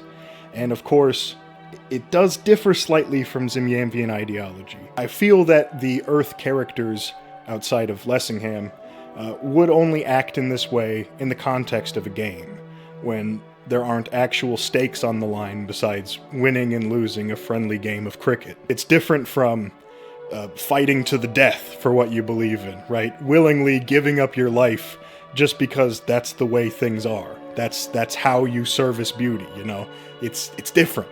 Very different, but still an interesting parallel, I think. Again, unless I'm wrong, then editor, find a way to cut around that and make me sound smart, please. One smart, please. And also, I think this connects to a line that Barganax, I believe, says in Fish Dinner, which when I first read it, I thought was kind of a direct explanation for what happened to Lessingham. But perhaps not. Either way, definitely worth stating. This quote about great men saying that they can't die, and if a great man were to die, he probably stopped being a great man sometime before that. And when we put that into the context of all the shit I just said, that would mean that when Lessingham no longer had a struggle to surmount, he no longer had a hill to climb, the battle's pretty much as good as done, he's content, he's no longer a great man. Kind of like the fires of ambition have left him, and so there's nothing left. He's just some guy that's in the vicar's way, so of course he gets assassinated by a random nameless dude. He's got no greatness to him. He's got no plot armor. That is all to say that there is a difference, a fundamental difference in how people act and think in Zimiamvia versus Earth. And that's going to come up later, but I thought I would just establish that now. As for the Zimiamvian portions of the book, we see a lot more of Barganax and Florinda, as well as King Mezentius and the Duchess Amelie. And through this, you come to see over time that there are a lot of parallels, even more than we talked about in the previous book, between Barganax and Lessingham, as well as Barganax and Mezentius, Lessingham and Mezentius, so on and so forth. And I'm gonna rip the band-aid off right now, okay? Because we've been beating around the bush. I've been trying to find some way to slowly lead into it. That's not going to work, so we're just going to go for it right now. Here's the thing. Here's one of the major mysteries, one of the major parts of this mystery 1, what is going on. Barganax, Lessingham, and Mezentius are all the same guy. And that guy is Zeus, the Greek god, Zeus. Furthermore, Florinda, Antiope, and Amelie are all the same person as well, and that person is the goddess Aphrodite. Remember how I was kind of skipping over all of the poetry? Well, if you actually read the poetry, some of which you have to translate, it pretty clearly spells this out. There is a lot of talk of Aphrodite, worshipping Aphrodite, being in service to Aphrodite, and the line about not clearly knowing, being a god or goddess, but not knowing it. That is kind of the key of the characters throughout these books. Most of the main characters are kind of avatars, if you will, of either Zeus or Aphrodite. We've got that triple couple. There's another one waiting in the wings. There's a lot of avatars of Zeus and Aphrodite, because they're infinite, they're gods, so when they split themselves, it's not as if they're actually split, they're all full people, they're just also the gods at the same time. Does this make sense? Are you getting this, camera guy? But the thing is, again, they don't know that they're gods. That's the whole point, right? Because if you really think about it, an infinite, all-powerful, all-seeing, all-knowing being wouldn't really be able to experience what it's like to be a mortal, to be a regular old person, unless they were to forget that they were a god. So I know that if I was God, and probably if your little dumbass was God, any major life problem, you would kind of take it with a grain of salt. You wouldn't really be able to experience it the way a person does, because somewhere in your mind, you know that you're God. And you're like, well, this is actually not really a problem. If I wanted to, I could just fucking snap my fingers and fix it. And even if I'm like about to die right now, so what? I'm God. I'm just gonna fucking shed this form and go somewhere else. I have no stake in this because I have all the chips already. I am the house. It kind of deludes the experience. And so, when these gods go to Zimiamvia to experience mortal life, they cast off their memory. They live without knowing, and thus experience fully mortal lives. Although, most avatars of Zeus and Aphrodite seem to be really powerful, cool people, so I guess they're kind of cheating a little bit, maybe. I don't know. We never see the peasant Zeus who's like farming all day, But Maybe it exists. Who says it doesn't? There can be infinite versions of them. Maybe every single goddamn person in Zimiamvia is a fucking avatar of them. Doesn't really matter. In typical Eddison fashion, we are just not concerned with the lives of peasants. We are just not concerned with the impoverished. They are not in this story. But, do you recall earlier a certain character named maybe Fiorinda that acts very haughty and full of herself, acts like she is perhaps a goddess? That's because Fiorinda knows. At a certain point, there is a bit of a flashback scene. It might be in Mezentian Gate. Editor, look it up. Go ahead, find it, put it on the screen. Good boy. In which the young Fiorinda awakens to this. She kind of has this realization that, in fact, she is Aphrodite. And naturally thereafter, she acts how you might expect a god in mortal flesh to act. You know, she's a bit full of herself. She likes to play with people. She likes to, taunt Barganax and get them all riled up. Because she doesn't really care. It doesn't really matter. She's just kind of there. And having fun how she can. Which is often a bit cruel, but, you do you, sis. And in fact, furthermore, as Eddison said to kind of combat the many critics who would constantly talk about how awful Fiorinda is, since she is the goddess of the universe, and this is a two-god system, by the way. I thought I'd point that out real quick. I know that they're Greek gods. There's no pantheon as far as we can tell. There's just the two-god, the dual-god system. I guess I should just also kind of explain that while we're here. I know this is a long tangent, but bear with me. So this dynamic of Zeus and Aphrodite is essentially Aphrodite existing as beauty and perfection, in all things, and Zeus worshipping and admiring those things.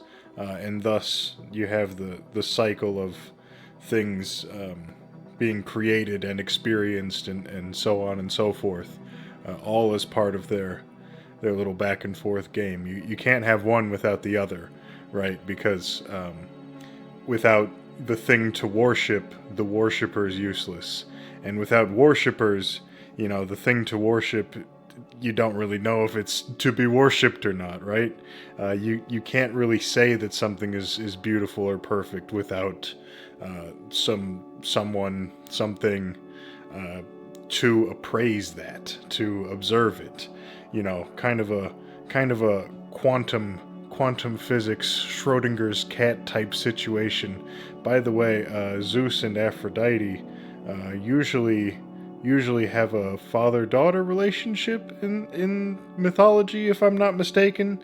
And I believe there's a brief statement of Zeus as Aphrodite's father in one of these books. Editor, go ahead and find it.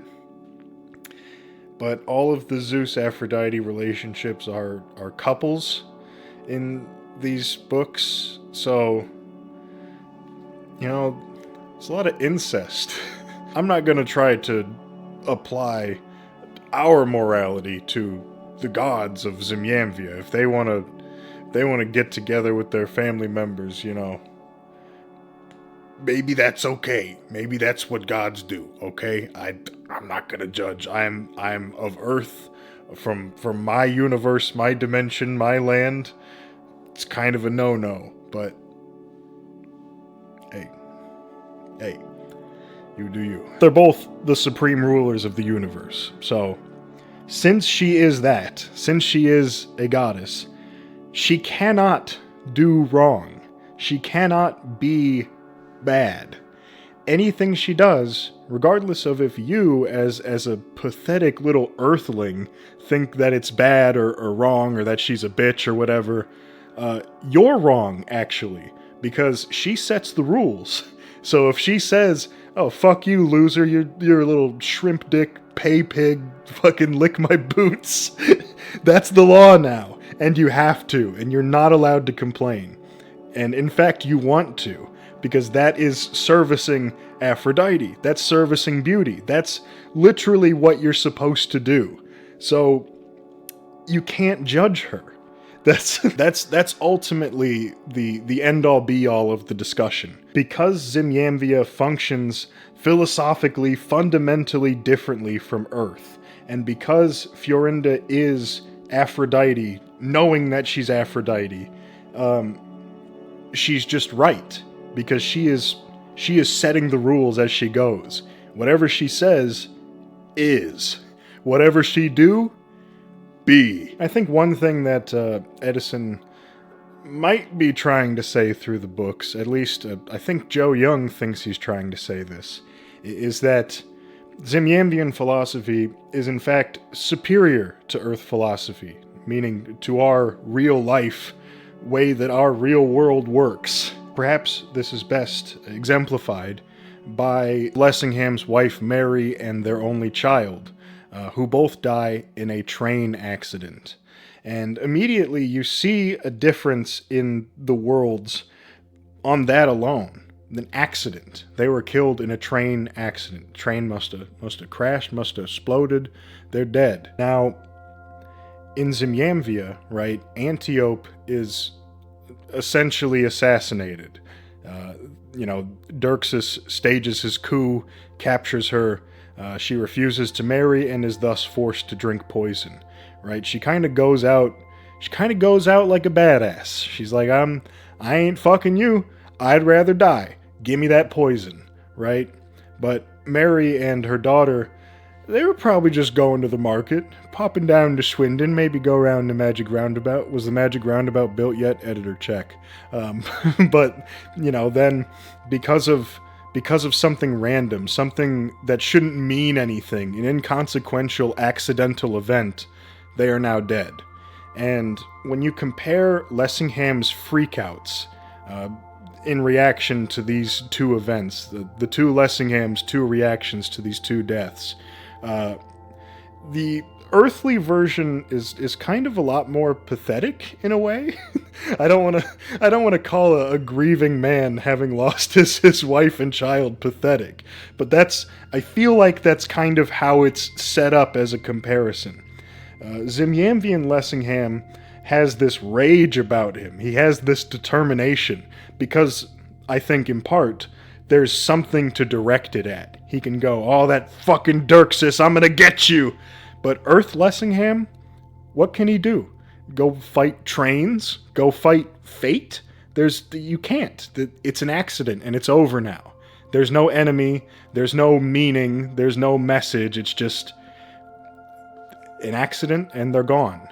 And it's over. And perhaps at least to the understanding of many, there's no purpose or meaning there. It's just kind of nihilistic, void, nothing, right? Scary stuff to think about. And Zimiamvia doesn't have that problem. Even if there is an accidental death, I think that because that person was probably, doing their due, servicing beauty in that moment, it's not really like a tragedy as much. I mean, it is a tragedy. Like, they grieve. They don't not grieve, but it's almost like more understandable. It's more of a player has left the game, but they played really well. They played quite a match. We can at least recognize and respect that. Hats off to you. And so Zimiamvia is, I suppose, in that way, from that point of view, to be a better place to be, because at least things mean something. At least there's matter and importance to it. And I don't think Eddison was really a nihilist in any way. I don't think that this is meant to be nihilist philosophy. The philosophy that he explores in Zimiamvia, I think, is particularly interesting because it's not nihilist. It's also not atheist, and it's not a philosophy of worship as a lot of religions in the real world utilize it. The philosophy of the good Zimiamvian, the proper Zimiamvian, is to suckle at the fruit of life, so to speak, as it's stated in that there book. And so, kind of going along those lines, as Eddison states himself, the kind of fervent religious worshippers that sacrifice everything to be closer to their god or gods. You know, they'll go without food, they'll live minimally, they'll basically shun themselves from all the world's pleasures, are in fact kind of doing God a disservice. Because, at least in the Christian idea, which, you know, he's British, so he's probably been exposed mostly to Christianity when it comes to religion. You've been given free will. You've been given this great world with lots of cool things to explore and do. And so if you just sit around all day worshiping God, you're kind of squandering it. You're kind of wasting it. You know, if you refuse to drink liquor and bang hot babes, God's gonna be like, what the fuck, dude? I made that liquor and those babes for you, and you just did nothing with it. What's wrong with you? And you'll go, but Mr. God, listen. And he'll go, I don't want to listen. Get out of my office. And then you have to find a new job in hell. Sacrificing everything, shunning the pleasures of life just to worship God, doesn't really make a whole lot of sense to him, and certainly doesn't make sense to Zimiamvians. And thus, Zimiamvia functions differently. Once again, I must state, Zimiamvia functions differently. You're not going to see devoted monks living in the mountains and shunning civilization and living very, very pious, bare-bones lives, because they understand. The people that would be those monks in Zimiamvia instead have other things that they do to service beauty. Maybe like Barganax, they're painters. Maybe they're lowly peasants themselves. Maybe they till the fields. By the way, that's another thing. In Zimiamvia, there's no desire to climb the ladder from most people. Since they kind of have their lot in life, they have the way that they've found to worship beauty, and that's kind of their thing. Most people don't care about, you know, becoming great and powerful and rich, becoming king or whatever. It doesn't really matter to them. They sort of know their place, so to speak. I know that's a bad way to put it, but listen, Zimiamvia functions differently, okay?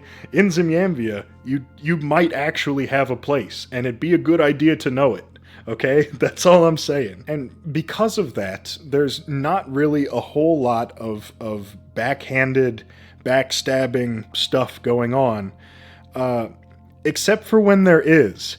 You remember the rat bastard and his little rat bastard friend, the vicar and Gabriel Flores?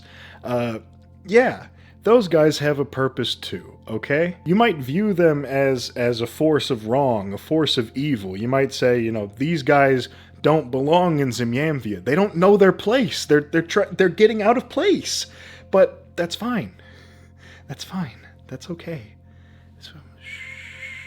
Because in fact they do know their place, Zimiamvia wouldn't be able to function without conflict, without strife. Again, bringing up Barganax, I know that he's pretty set just painting all day, but even Fiorinda makes fun of him for that when things get real. Because things do get real, and becoming complacent and just, you know, assuming that things are going to work out fine is not how you service beauty. You need these evil bastards, these conniving rat men, to keep you on your toes, to keep you guessing, keep you always alert and being like, things are fine now, but I wonder what the vicar's cooking up. Oh, I'm getting a phone call. So, probably, potentially, to most, the most important part of the second book, A Fish Dinner in Memison, is the fish dinner itself. Because at this dinner, we have all of the key players. The king, the duchess, Fiorinda, Barganax, the vicar. You know, everyone's here, and they are discussing what they would do if they were God. What sort of world would they create if they were God? And I guess I haven't introduced it the best, but I might as well just say, at this point, you already know that Fiorinda knows of her own goddesshoodness, but King Mezentius also knows. And so, as they're having this conversation, in which a lot of the guests kind of just describe the world that they already have. Everyone just kind of like, yeah, if I was going to have a world, it'd probably be a lot like this one. It kind of boils down to Mezentius and Florinda talking about what kind of world Florinda would create, and the world that she describes is our Earth. She describes some of the differences, some of the downsides, the flaws, the problems, and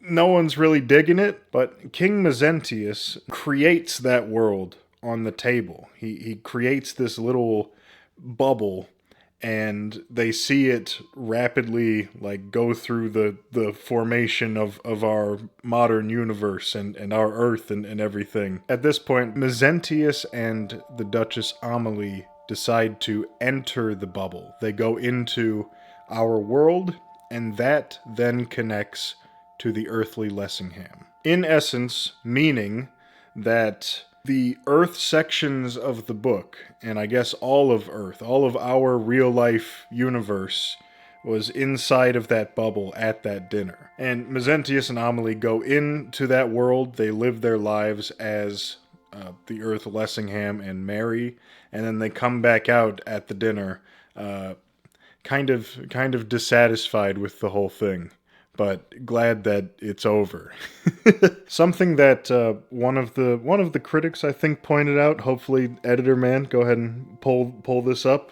Cite my source for me, please. The earthly Lessingham is kind of like a combination of Zimiamvian, Lessingham, and Barganax, in that he likes war and painting. He's kind of a rough bastard like Lessingham, but he's also an artist like Barganax. And, quick to temper, but also extremely wise at times, just the whole rigmarole. And I think that really lends to the infinite nature of these gods, and showcasing how they're not really diluted as they split and split and split. Because, right, Mezentius is already just an avatar of Zeus, and then he goes into a world he's created, kind of again a second layer of separation from Zeus, and he's still his full self, if not even more of his full self than the Zimiamvian incarnations, which I don't know how you interpret this, if it's like parallel, or if they're like Matryoshka dolls, or how you choose to kind of categorize things. But Lessingham and Mary live their lives on Earth. Mary eventually dies in that train accident with their daughter. Lessingham goes a bit Joker mode, takes over that castle, and if you recall way back 47,000 hours ago, at the start of Mistress of Mistresses, there is the mysterious lady, the Senorita, who appears and says, I have promised I will perform. That turns out to be Florinda.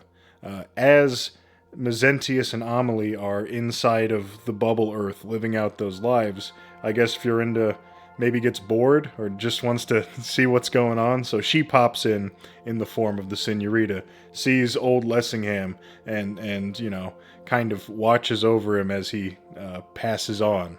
And then they all come out of the Earth experience, the Disney Earth experience. And then the sort of ultimate climax of this scene, or I guess the finale, the way it ends, let's say, is everyone gets up to leave, and Florinda casually takes out a hairpin and just pops the bubble, destroying, I suppose, our universe or Earth or what have you. And depending on how time flows, that could be soon or billions of years from now, or maybe it doesn't matter at all. It's a bit convoluted. With the understanding from A Fish Dinner, I feel like a lot of the questions in Mistress of Mistresses are kind of solved.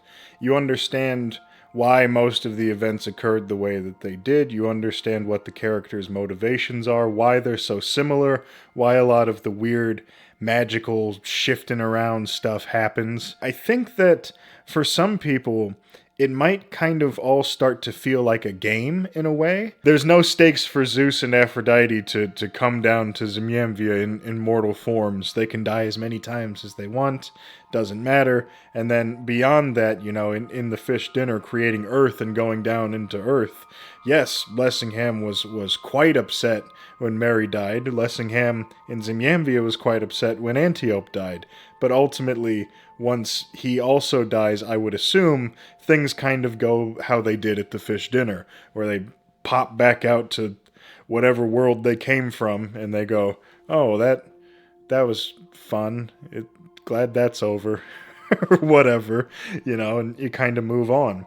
So the third book, Mezentian Gate, is again a prequel, but also it has some events that take place after the fish dinner. For instance, it's shown that Barganax and his mother, the Duchess, seem to have forgotten about the events of the dinner. And there's this kind of weird scene where Barganax really wants to remember what happened, so he begs his mom to let him role play as the king so that they can get back into the state of mind they were in during the dinner.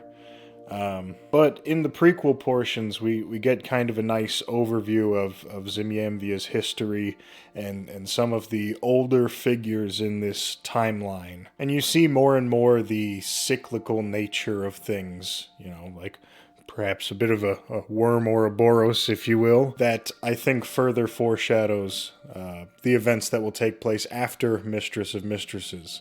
You know, Barganax will unite the kingdoms just like his dad did. Good old King Mezentius. Good old King Mezenti. Speaking of which, he's kind of the biggest main character of the third book, the Mezentian Gate. You see him born and raised and so on and so forth. There's also this interesting little scene where Vandermast kind of hints at or tries to get Queen Statira to understand that she is also an avatar of Aphrodite, I believe, but she is just not having it, so he's done with that. And also, while Vandermast is visiting, he has a little talk with the king, and he says to him, "Being entered now upon my 9th 10 years." So I take that to mean that he's telling the king here that he's 90, and I don't know if that's true. He could be lying. You know, this is in the prequel zone, so if you go off the theory that he is a normally aging man, it makes no sense. If he's 90 when Mezentius is a little kid, I mean, how could he still be kicking when Mezentius is dead, you know? How could he still be kicking years and years later? It just doesn't add up. I think he's a fucking liar. I think he's just straight up not telling the truth. Or maybe he is. Maybe he is a really long living or even ageless being, and he just so happens to be 90 right then. We've caught him at the start of his long life cycle, where he spends most of it as an old man. I don't know. And there's also this part here that I just wanted to include in the video, where the king tries to give Vandermast a ring, and Vandermast really, really shows just how much of a fucker he is. I want you to just imagine trying to just give something to someone as a nice gesture. Just, oh, this is for you. I thought you'd like this. And they hit you with fucking, "My lord the king, you have commanded, and your command shall with exactness be obeyed. I have told your serenity that few and little are my possessions, and yet that there is naught whereof I do stand in want, nor will I be a taker of rewards.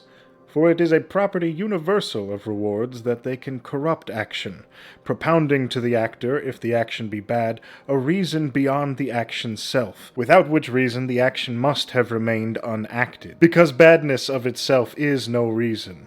Contrariwise, be the action good, then the mere fact that it was acted for sake of reward can beget this bad habit in a man, to have respect to cheap, decaying extern rewards, which inureth in the end so to debauch his inmost understanding that he becometh unable to taste or to desire the true and only costly, everlasting, and ever satisfying reward, which hath its seat in the good action itself." But this, he said, drawing onto his finger the king's ring, cometh not as a reward, but as a gift royal, even as great kings have from the antique times been renowned and honoured as ring-scatterers, a noble example which I find your serene highness do make your own. So he says all that, and he takes it anyway. He says all that shit just to say, but that doesn't apply to this situation, so I'll take it.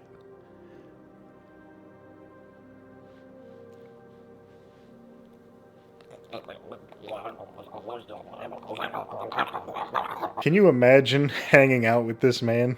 My God. Moving on from that, we get an interesting plot involving Mezentius' upbringing and that nation of Akama that I mentioned earlier. From Akama comes this young lad named Actor, or Actor. I'm going to say Actor. Akama was usurped when Actor's father was murdered by a man named Zucho. Zucho. But anyway, he basically just like hangs out with the king and queen. He likes to play chess with the king, and he's kind of got a bit of a thing for the queen, if you know what I'm saying. And since he's from Akama and he's evil, potentially unrelated. I don't want to say that all people from Akama are evil, but you know. Actor eventually murders the king so that he can get with the queen. There's this whole plot with like poisoned chess pieces and pretending like he saw the guy do it and all this, you know, trying to cover up his tracks. But what he's worried about is the young boy Mezentius, who he begins to believe knows the truth. Mezentius doesn't know the truth, but Actor has this like paranoid delusion that Mezentius knows, and he's just waiting for the right moment to strike. So eventually, as Mezentius is growing up, at one point he asks Actor like, "Hey, so what did happen with my old pops? What went on there?" And Actor, of course, goes into an absolute paranoid fit. He's like, "Oh fuck, he really does know," and you know, Mezentius is just asking. But Actor is like convinced, like, oh shit, it's over. It's so fucking over. So Actor heads out to this little garden where he likes to stomp around and gather his thoughts. And Anthea is there. And Anthea does know, like for real though. And she basically, you know, scolds him for what he's done and who he is. And Actor kind of weighs his options and realizes he can't really do anything at this point. He's kind of fucked in his mind. So he asks Anthea to just not tell anyone about it, and then he fucking kills himself. And there goes Actor. And she does keep her silence, and time moves on. And now I think it's pertinent to talk more about another character that I briefly mentioned earlier, Queen Rosma. She can be pretty wicked, pretty nasty. She likes to kind of ruin people's lives. She is of the Perry family, so you kind of get where she's coming from there. Before she gets with Mezentius, she gives birth to Berold. Remember Berold, one of the boys? But she's like, I don't want that kid. Get him out of here. So she leaves him on a mountain to die. But Anthea sees the baby and doesn't want him to die because she's so nice. So she takes him in and swaps him with with a different baby. So you again are faced with the idea that some people matter more than others. just you know, swap. You know, he's of noble blood. We need to swap him with a peasant boy and let some baby die up here on this mountain, because there has to be a child death. We can't just take the baby and leave nothing. Someone's gonna come back up here looking for a fucking dead baby. We have to leave one here. Meanwhile, Mezentius, now full on in king mode. He's a fully grown adult. He's a big boy. He falls in love with and marries Anastasia. Unfortunately, it doesn't last long. She is dead on the next page. And then eventually the time comes for the king to seek out Rosma's hand in marriage, not out of love, but again, a political joining of powers. And the king finds his real love in Amelie, and so he's kind of like, yeah, I'm gonna be fucking Amelie. That's we're together now. Maybe around the same time, give or take, Rosma becomes pregnant once again. It may have been against her will. Was it? She is pregnant once again, and King Mezentius, fully aware that people will know that it's not his baby, is like, you cannot let people see this. If someone finds out, I'm gonna kill you. But he makes sure to note, because he is a gentleman, that he won't mutilate her flesh, because she's so beautiful, but he will make her drink poison.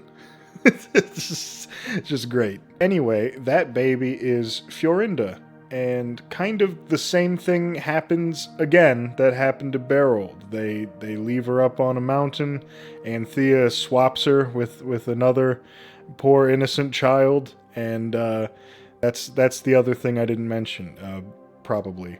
Did I say it earlier in this vid at any point? I don't care. I'm saying it now. In the books, in the previous books, so in the future, Fiorinda and Berold are siblings, okay? And this is why. They are from the same mother, I suppose, but also they have been kind of fostered into the same family forcefully via mountain child death. And now, to finally kind of close this section, I want to kind of go to the end of Mezentian Gate, I guess, the end of this trilogy, because I think at this point in the story, which is just after Fish Dinner but before Mistress of Mistresses, so Stylus is still alive, Mezentius's character is sort of the maybe inevitable conclusion or culmination or next step in the idea of Zeus and Aphrodite wanting to experience mortal life and have fun with it, and what happens when they can't do that, or when it becomes boring, so to speak. Because Mezentius, at this point, fully aware that he is Zeus, is kind of like really bored and like kind of red-pilled. He just like doesn't give a shit anymore. And one thing he does a lot is he constantly tells Rosma, like, do something. make your own choices. Like, rise up against me. Why aren't you doing that? And I think that kind of harkens back to the idea of, needing danger, needing action. He's constantly being like, come on, do something. What are you fucking little pussy? Fucking do something. Do something. Hit me. I'm squared up. Motherfucker. Hit me. just playing around, stuff like that. But this culminates in another dinner. All the key players are there, even Rosma.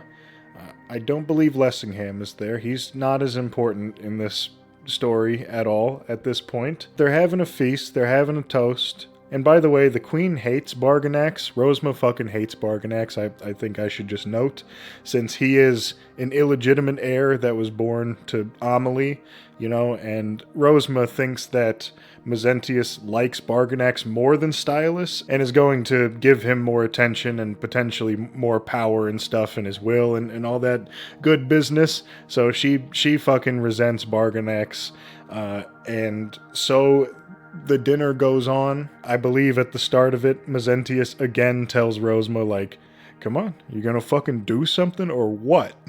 Come on. And so, as the dinner draws to an end, they bring out this big old cup called the Cup of Memories. And they're all passing it around the table. Everyone takes a drink and hands it to the next. And so, when it reaches the royal bunch, the king drinks first, and then Rosma drinks, and then Barganax will drink. But after Rosma takes a drink and tries to give it to Barganax, the king suddenly stops her. And he's like, I think actually I'm going to take a second drink.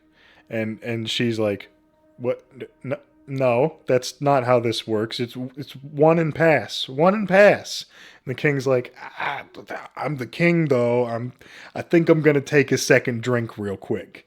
And she's like, no, you could not do that. But he does it. He takes a big old sippy and then hands it back. And as you might expect, she poisoned the cup of memories. After she took her drink, she intended to slip that poison in, hand it to Barganax, and have him drink it and die. But instead, now the king has consumed it.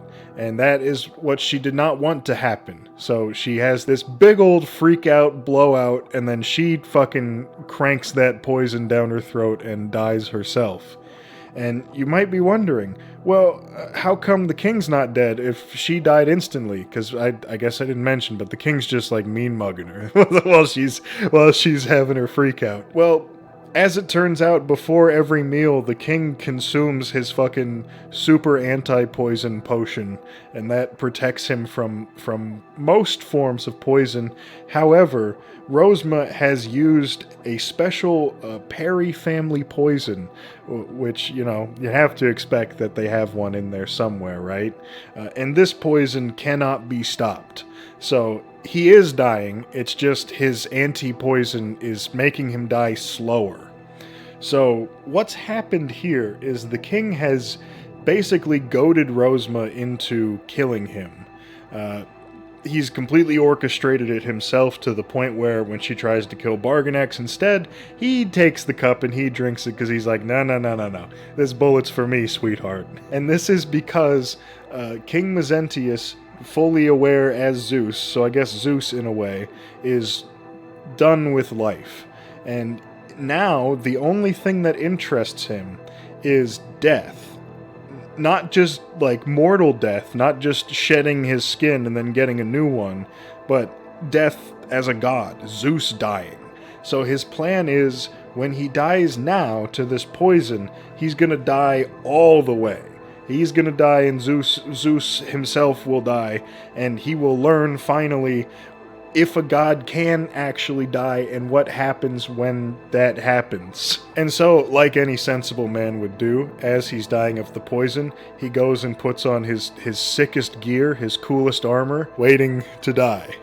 Looking as cool as he possibly can before he pisses and shits himself as his body shuts down. And I know I said earlier that all the key players are there. That's not true. Amelie's not there. And as King Mezentius is dying, he sends out his Ouroboros ring to be given to Amelie.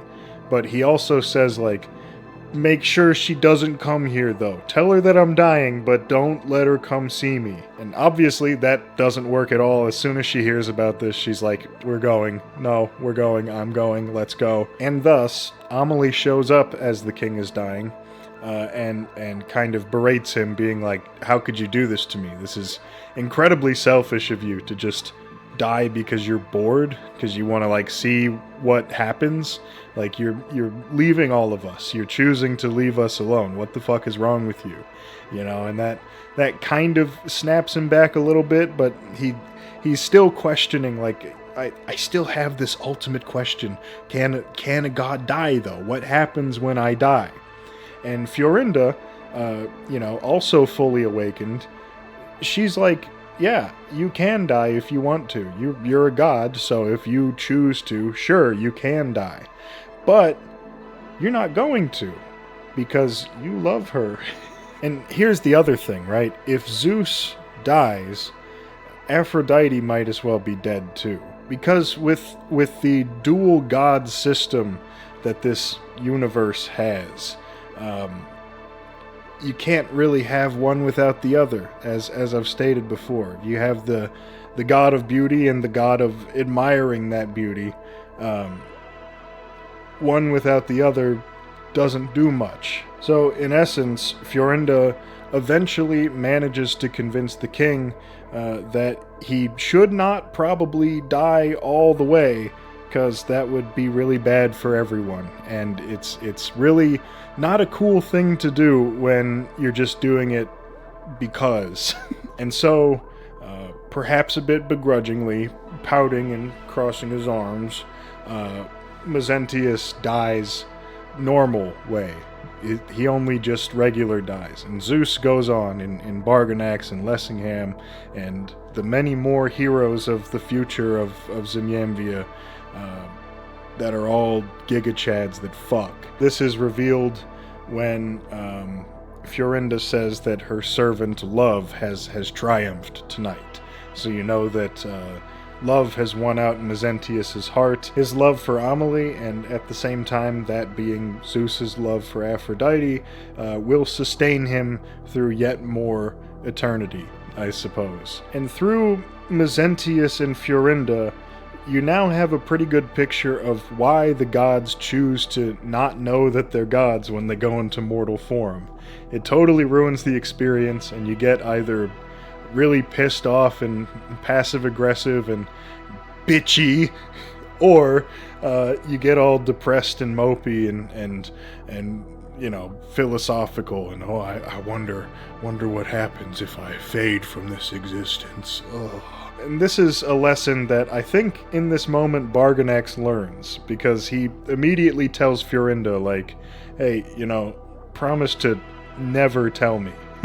If there's something here that I don't know, I don't know what it could be, because I'm not even going to ponder it and maybe accidentally figure it out. I'm not thinking about it. But if there is something that you know that I don't know that's about me and maybe being kind of like that guy, just don't tell me. And this is the only promise that Fiorinda ever makes to Barganax. There is a line, I think back in Mistress of Mistresses, where she says, or someone says, that Barganax has banned promises in his kingdom. She'll never agree to be his bride or anything like that, but she will promise to never tell him, because she is so well aware of just what that can do to an MF, so to speak. And this is probably as good of time as any to drop the bombshell that Eddison didn't finish the Mezentian Gate. He died before he could finish writing the book. However, interestingly, he was sick at the time, so it makes sense, but he seems to have known that he was dying, and so he wrote the last few chapters of the book, as well as the first few, just to make sure that he had the head and tail of it. And in between are summaries of the chapters that would be there, that he would have written. And through that, you get a full idea of the third book. And you know, when I first heard about this, I immediately thought about Lessingham. I immediately thought about how, you know, he was at the precipice of achieving what he wanted, you know, to defeat Dirxus, to get revenge for Antiope, and he kind of died before he could. And I thought, well, that's an interesting parallel, right?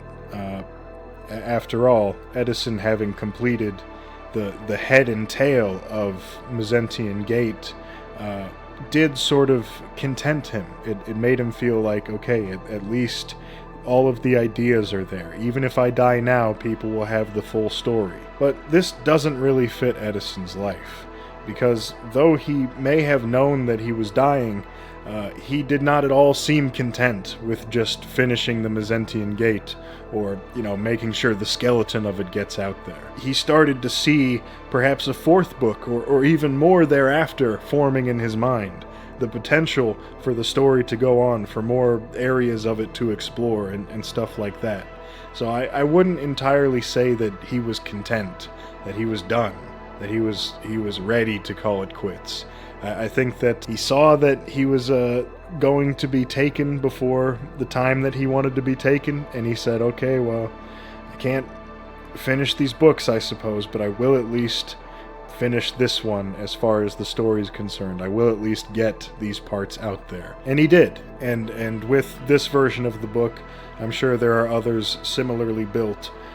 All of the chapter summaries and ideas are kind of put in place here, so the third book can be read as if it were indeed a full book. Obviously, a lot of the chapters are just one page, half a page, just a paragraph of what he wanted to put there, but it still gives you enough of an idea that you can actually read the book and have it have a full overarching plot.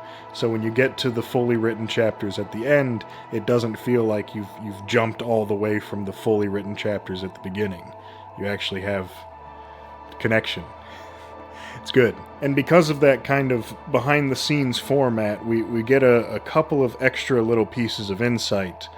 For instance, this part here where Eddison explicitly states that the little world created at the fish dinner is Earth, or at least it is supposed to be Earth. And also an interesting kind of rough draft idea for Actor's assassination of the king in Mezentian Gate.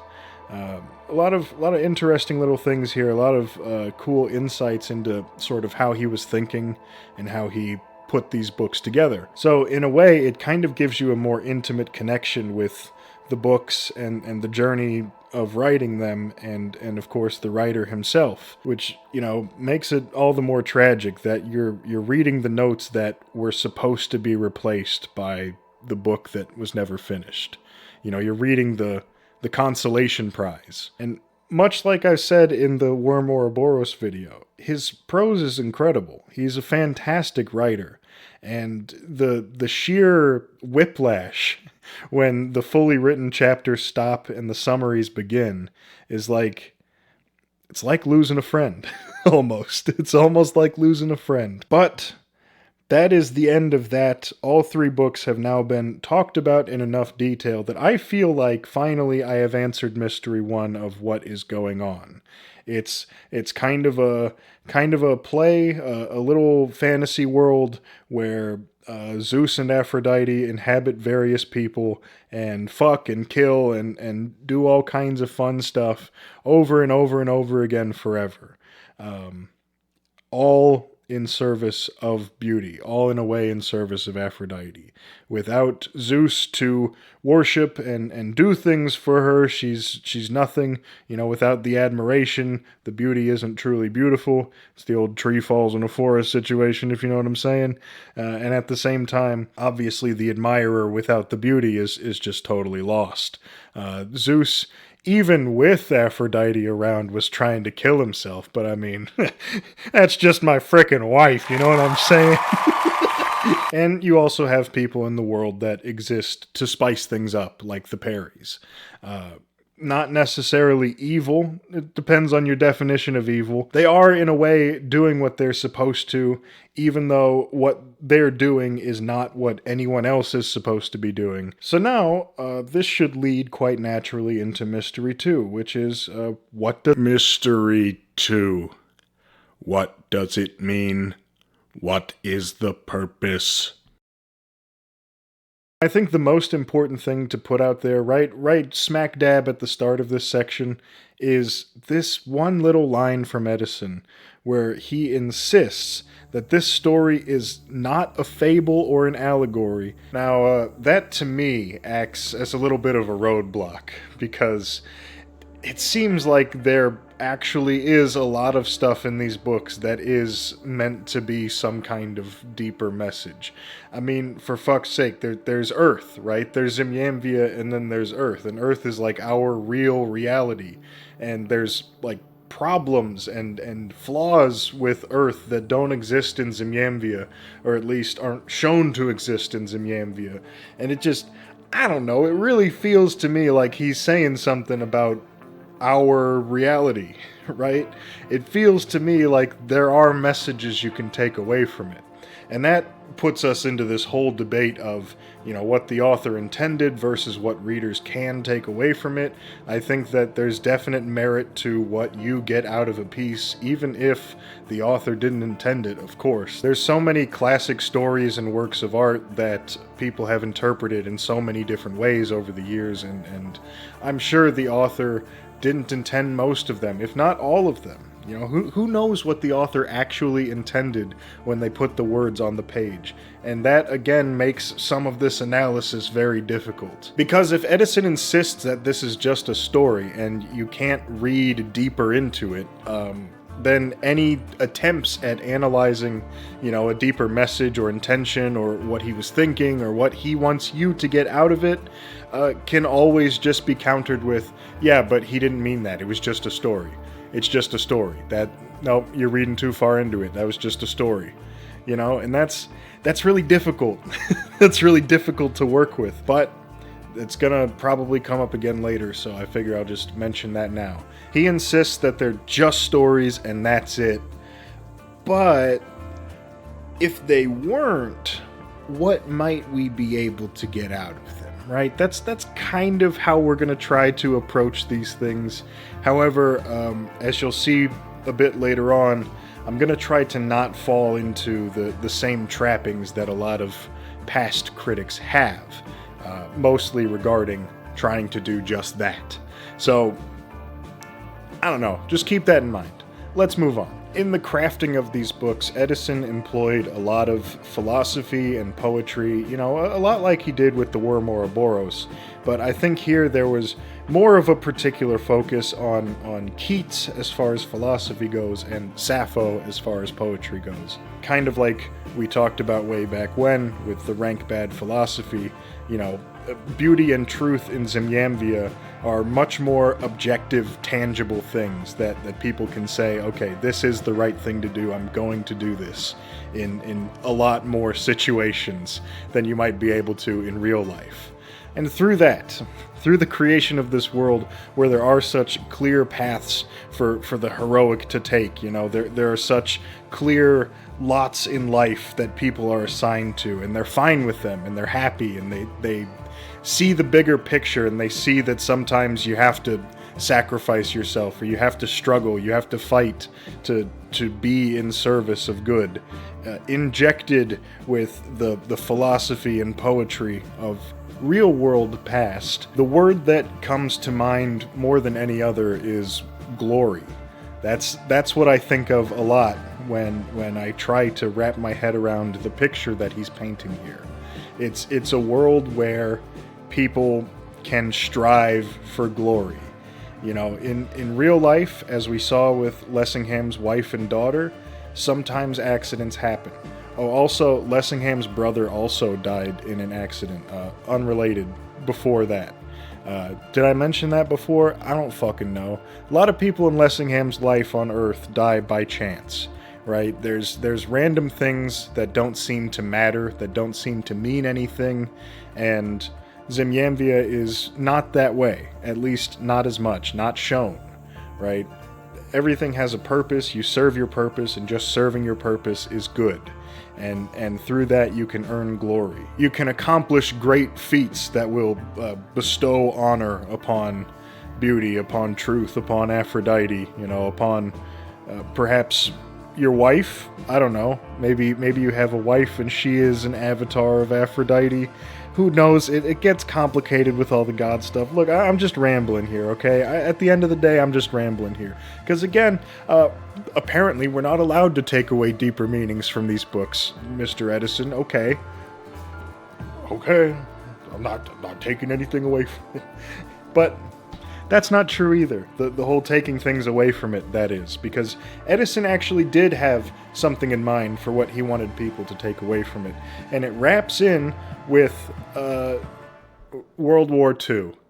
Uh-oh. You see, Eddison was having trouble publishing the second book in Britain because of complications due to the war. He did manage to get it published in America, I believe, but he really, really wanted to get it published in his home country because he believed that it would be a great morale booster for the boys out on the war front. He thought that reading these tales of heroism and glory and about this world where such things were kind of the main goal of everyone and everything except for the evil fellas, it would inspire them. It would make them think like, oh shit, I need to get some glory for myself. I need to die for the government. Let's go. Quick side note, I suppose, since this will probably come up later as well. Some critics of Eddison, especially those in the further past, have called him a fascist. They have accused him of being a fascist, and he very, very strongly is against that. As you might expect, he did participate in World War II on the good guy side, on the side of Britain. He wasn't allowed to enlist. His doctor said that he was not fit for that. But he did grow a garden and try to help out in smaller ways, helping people out in this little rural area while he also writes these books. And then to be called a fascist, to be called the thing that you're fighting against, understandably probably made him a little bit upset, right? But I just wanted to throw that out there, because I think that is one of the pitfalls of trying to read too deep into it. You might say, like, oh, this guy's an elitist, classist, fascist, so on and so forth. But that's not necessarily true, right? That's not at all necessarily true. Just because you write something doesn't mean you believe it. It is a fantasy work. And I think that to close this section, it would be good to draw that back to Paul Edmund Thomas's introduction that I talked about back in the Worm Ouroboros video, about the marsh fires and such, wherein these fantasies that Eddison writes kind of exist to preserve and explore ideas, philosophies, and worlds that don't exist, that shouldn't exist, that don't exist anymore, things that aren't real. It's fantasy, right? And through that exploration, he's not necessarily advocating any of these things. In fact, it might be quite the opposite, because for him to put it into that fantasy world, for him to add it to that marsh fire, I think it's kind of admitting that this is an idea of the past. This is an idea that doesn't work, or that isn't real, or doesn't belong in reality. It's fantasy. It goes into the fantasy world. It's a different idea of fantasy and exploration of imagination than I think perhaps a lot of people are even used to anymore, because I think that, just like myself at the start of this section, you're always looking for the meaning, the message, the way to interpret it when you're experiencing a work of art. When you're watching a movie, when you're reading a book, when you're listening to a piece of music, there's some part of you that's going, what is the meaning? What is the purpose? Right? And there's certainly many, many, many examples where that is the whole idea of the work, right? They present you with something surreal or odd or kind of hard to piece together, and it's up to you to solve the puzzle and get the hidden message, But that's not always what every piece of media is going to be. It is a fantasy, fictional world. None of it is real. Zimiamvia is not real. The characters are fake, I assure you. And through that, Eddison is able to explore ideas, philosophies, ways of life that are not his own. I know, crazy, but hear me out. Eddison was an author, right? He wrote... he was a civil servant, I do believe, and then in his later years he did some gardening. But like I talked about near the start of the video, he did like to climb mountains, and I do believe he was into photography as well. He would photograph the mountains, but he's not exactly Lessingham, is he? he's not exactly a demon lord, is he? No. I think it's quite clear to see that the philosophies of Zimiamvia, the way of life that the good Zimiamvian would live, is not necessarily Edison's. He probably aligns with some of the ideas thrown in there, right? Like, I have a feeling he would agree that it doesn't make sense to, like, starve yourself to get closer to God, for instance. But I think it's pretty clear that Eddison was not a Zimiamvian himself. Though perhaps he wanted to be, perhaps he did want that glory, and he did want that life, and fate just didn't allow it. It just so happens that, much like earthly Lessingham, he feels that he was born in the wrong time, the wrong place, and the glory he could have gotten is out of his hands. And the meltdown that earthly Lessingham has when he loses his wife and daughter, to me, feels like kind of that cry from the common man.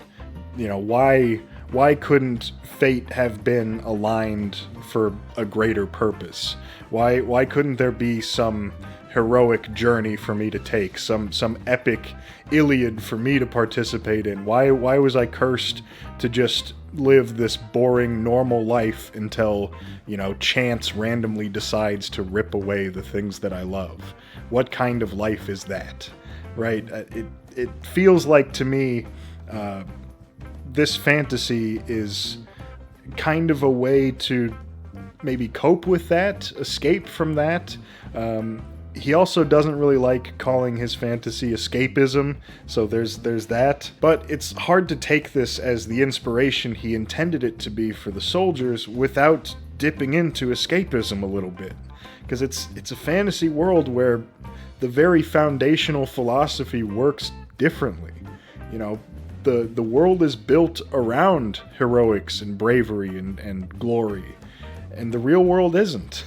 But ultimately, again, we're going to close this section now. I think the intended takeaway, say what you will about the philosophical implications, what it means to be Zimiamvian, what it says about our world in comparison to Zimiamvia, the intended experience with this trilogy is kind of the sweet little treat in a pack of rations, to go back to the whole soldier idea, right? It might not be necessary, it might not have something that's going to change your life, and it's not intending to, and it's not necessarily intending to have, something deeper to it. The sweet treat might not have nutrition, right? But it's nice. What else can I say? You live in a world like earthly Lessingham where bad things happen for no reason. Bad guys win all the time. Everything's dirty and gross. It sucks. It frickin' sucks here, okay? I'm not gonna lie. But in Zimiamvia, even the shit has a nice sheen on it. Even the shit is the glorious shit of a renowned hero, right? There's fun to be had in this other world. And the only way to experience it is to read those books. Not escapism, though. Not escapism, and not an allegory. It doesn't mean anything. So I think that wraps that up about as wishy-washily as I possibly can. Because again, what am I supposed to do? What am I supposed to do? Anything I say, Eddison's ghost could float up from hell. He's in hell. Eddison's ghost could float up from hell and be like, it's just a story. I don't know if he's actually in hell or not. I don't claim to be the sort of powerful entity that might be privy to that information. I don't mean to insult him by saying that he rose up from hell. I mean, he's not like the best guy, there are some things to say about him that are probably not positive, but, I just didn't want to doom a man to hell with my words. So, this is kind of where we're at, alright? If you want to read into it, there's a lot of stuff about glory, about love triumphing over all else, as we saw at the end of Mezentian Gate. Kind of love being the connecting fabric of the universe in a way, because the very foundations of the Zimiamvian universe are built on the love betwixt the two gods, right? The admirer and the admired, the beauty connection, that whole thing. That's love. That's love, baby. But if you want to just believe what he said, then it's a story. Moving on. Remember a little bit ago when I said that Eddison had been accused of being a fascist by some of those older critics, and he didn't really like that, and we talk about it later. Well, later is now. Okay, because we're now moving on to Mystery 3. We are finally branching away from the direct book analysis, and now we're doing kind of some of the surrounding stuff. We're getting a bit more out there with it. We're going to use all of the fucking research that I did, because, it didn't take a super long time, but it did take some time, and I'm here for a good time. So, Mystery 3. Why do so many critics misunderstand Eddison? Alright, I got my little laptop here with all the little notes I've taken, and I just want to talk a bit about Eddison and the critics, and how they've never really kind of been on the same page. For this, to start off, I actually want to go all the way back to a work he did before the Zimiamvia Trilogy, Eagles Saga. Eggles Saga? Eagles? Eggles? Egils? It's Icelandic. But I found this paper by Townend about Eagles Saga. And in this paper, they basically detail how Eddison came to translate this work. He's always been a fan of the Icelandic sagas and, Viking culture and history, and so it was kind of a natural choice. But he did it in a bit of a controversial way, because while most people would translate something in a way that it makes sense in English, in a way that approximates the meaning and the tone and the feeling, but sort of in a palatable way according to our standards for the English language, Eddison said fuck that. Eddison was obsessed with accuracy. He wanted his translation to be perfect. And in his quest for perfection, a lot of people think that kind of the joy of reading it was lost along the way. Townend includes this quote from Eddison about translating it, and he says, "A translation such as I intend can be made, I'm very sure, in one way only. By getting to know the saga so well that I can see it from the inside as if it were my own work, and only then setting to work to translate it." At one point he had a conversation with this historian named Phil Potts, and she basically told him, like, hey, if you're gonna follow through with this translation, you have to make it more readable. She gave him a bunch of suggestions. He listened to some of them, but he mostly was like, yeah, I get what you're saying, but this is how it needs to be done. And so he just insisted and went through with it in that way. And as you might expect, pretty much exactly what they thought was going to happen happened. And to further demonstrate that, I have actually a copy of a review of Eagles Saga from 1932 by Edith Batho. And I'm going to read this little section from the review because I think she pretty perfectly encapsulates how people felt about his translation. She says, "There is a case to be made out for literal translations of vivid word or idiom which explains itself or is explained by the context, such as a word, for example, as shape-strong or skin-changer. There seems to be none for representing what is normal in Icelandic by what is abnormal in English. Fared they back then by daylight to his folk is a literal translation of a sentence in one of the normal forms of Icelandic prose. But this kind of inversion is not normal in English prose. Yet sentences of this construction occur again and again until an intelligent reader, ignorant of the original, naturally supposes that Icelandic prose is as artificial as Skaldic verse.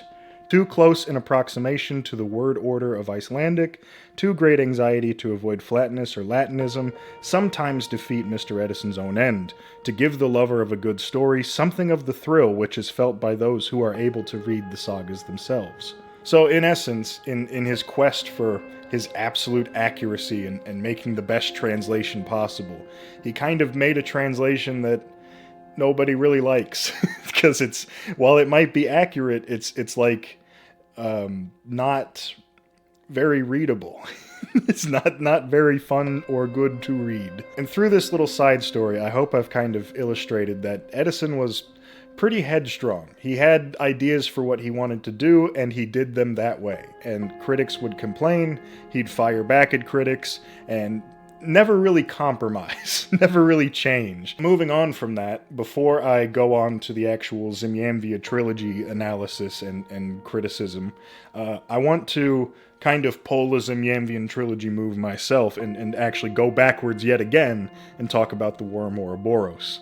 Remember that book? We're back, baby. We're so back. Because when I was doing this research and reading reviews for all of his works and papers about him and such, time and time again, I really was reminded that the conversation around fantasy has evolved greatly. And the analyses and reviews and such that I'm about to talk about here are from the 70s to the 90s area.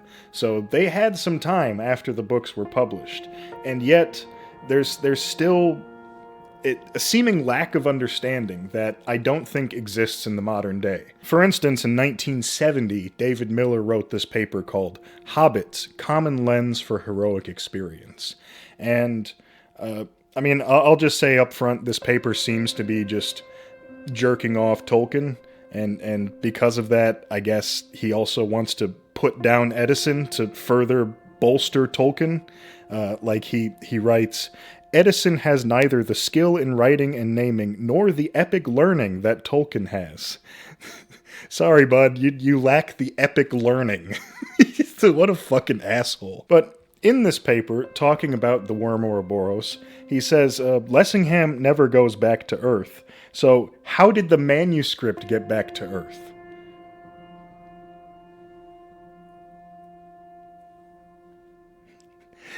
See, this is something that a modern reader would never question, because that's a stupid fucking question to ask. How did, like, first of all, the story's not from Lessingham's point of view. It's third person. There's an omniscient narrator. What the fuck are you talking about? Like, what? How did the manuscript get back to Earth? Miller, where are you? Are you still alive? It's been 50 fucking 4 years. 50 fucking 4 years, Jesus. If you're still alive, I'll kick your ass. I will. I'll kick your ass. Just give me your fucking address, Miller. I'll kick your ass. And that whole dream theory I talked about, where Jung was basically asserting that the entirety of the worm Ouroboros on Mercury is just Lessingham's dream. Wilson, from 1984, also believes that. There's a lot of argument in her paper about the worm Ouroboros just being Lessingham's dream. And guys, I just don't fucking agree. Stop it. Stop spreading that misinformation. Look, I already showed the evidence. Show it again. Show it again. Look, it would be stupid for this to be a dream. And we already know, okay, we already know about Eddison, if we know anything about Eddison, that he very carefully chooses his words. He very carefully, slowly, over time, constructs these books. Do you really think he would have written something like that, written as if in a dream, while it is a dream, so early on in the book, if he's writing so carefully? There's just no fucking way. You're out of your mind. You're out of your goddamn mind. Fuck you. No, I'm not. Look, okay, look, we're having an intellectual debate. Fuck you. All right. It's not a dream. It's not a dream. I just don't agree with that. Sure, you could say that, oh, he goes into the lotus room and he falls asleep, so everything after that has to be a dream. Bitch, he wakes up. Bitch, he wakes up, and then the martlet fucking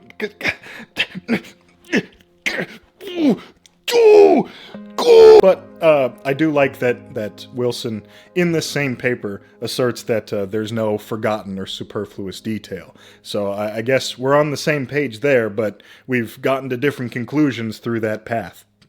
And then we have the classic. From 1983, Manlove's The Impulse of Fantasy Literature. This is a kind of infamous piece that's been torn apart by a ton of critics since. So I'm not going to spend too much time on it, but I would like to kind of highlight just how fucking stupid this is. It's really fucking dumb. So Eddison is placed in the section of the book called anemic fantasy, which is described as, their work is often delightful, beautiful, or exciting, but in the end it lacks the fiber of reality. Here, wonder at the nature of created things goes too far and defeats itself. So, you tried really hard, bud, but this is shit to me.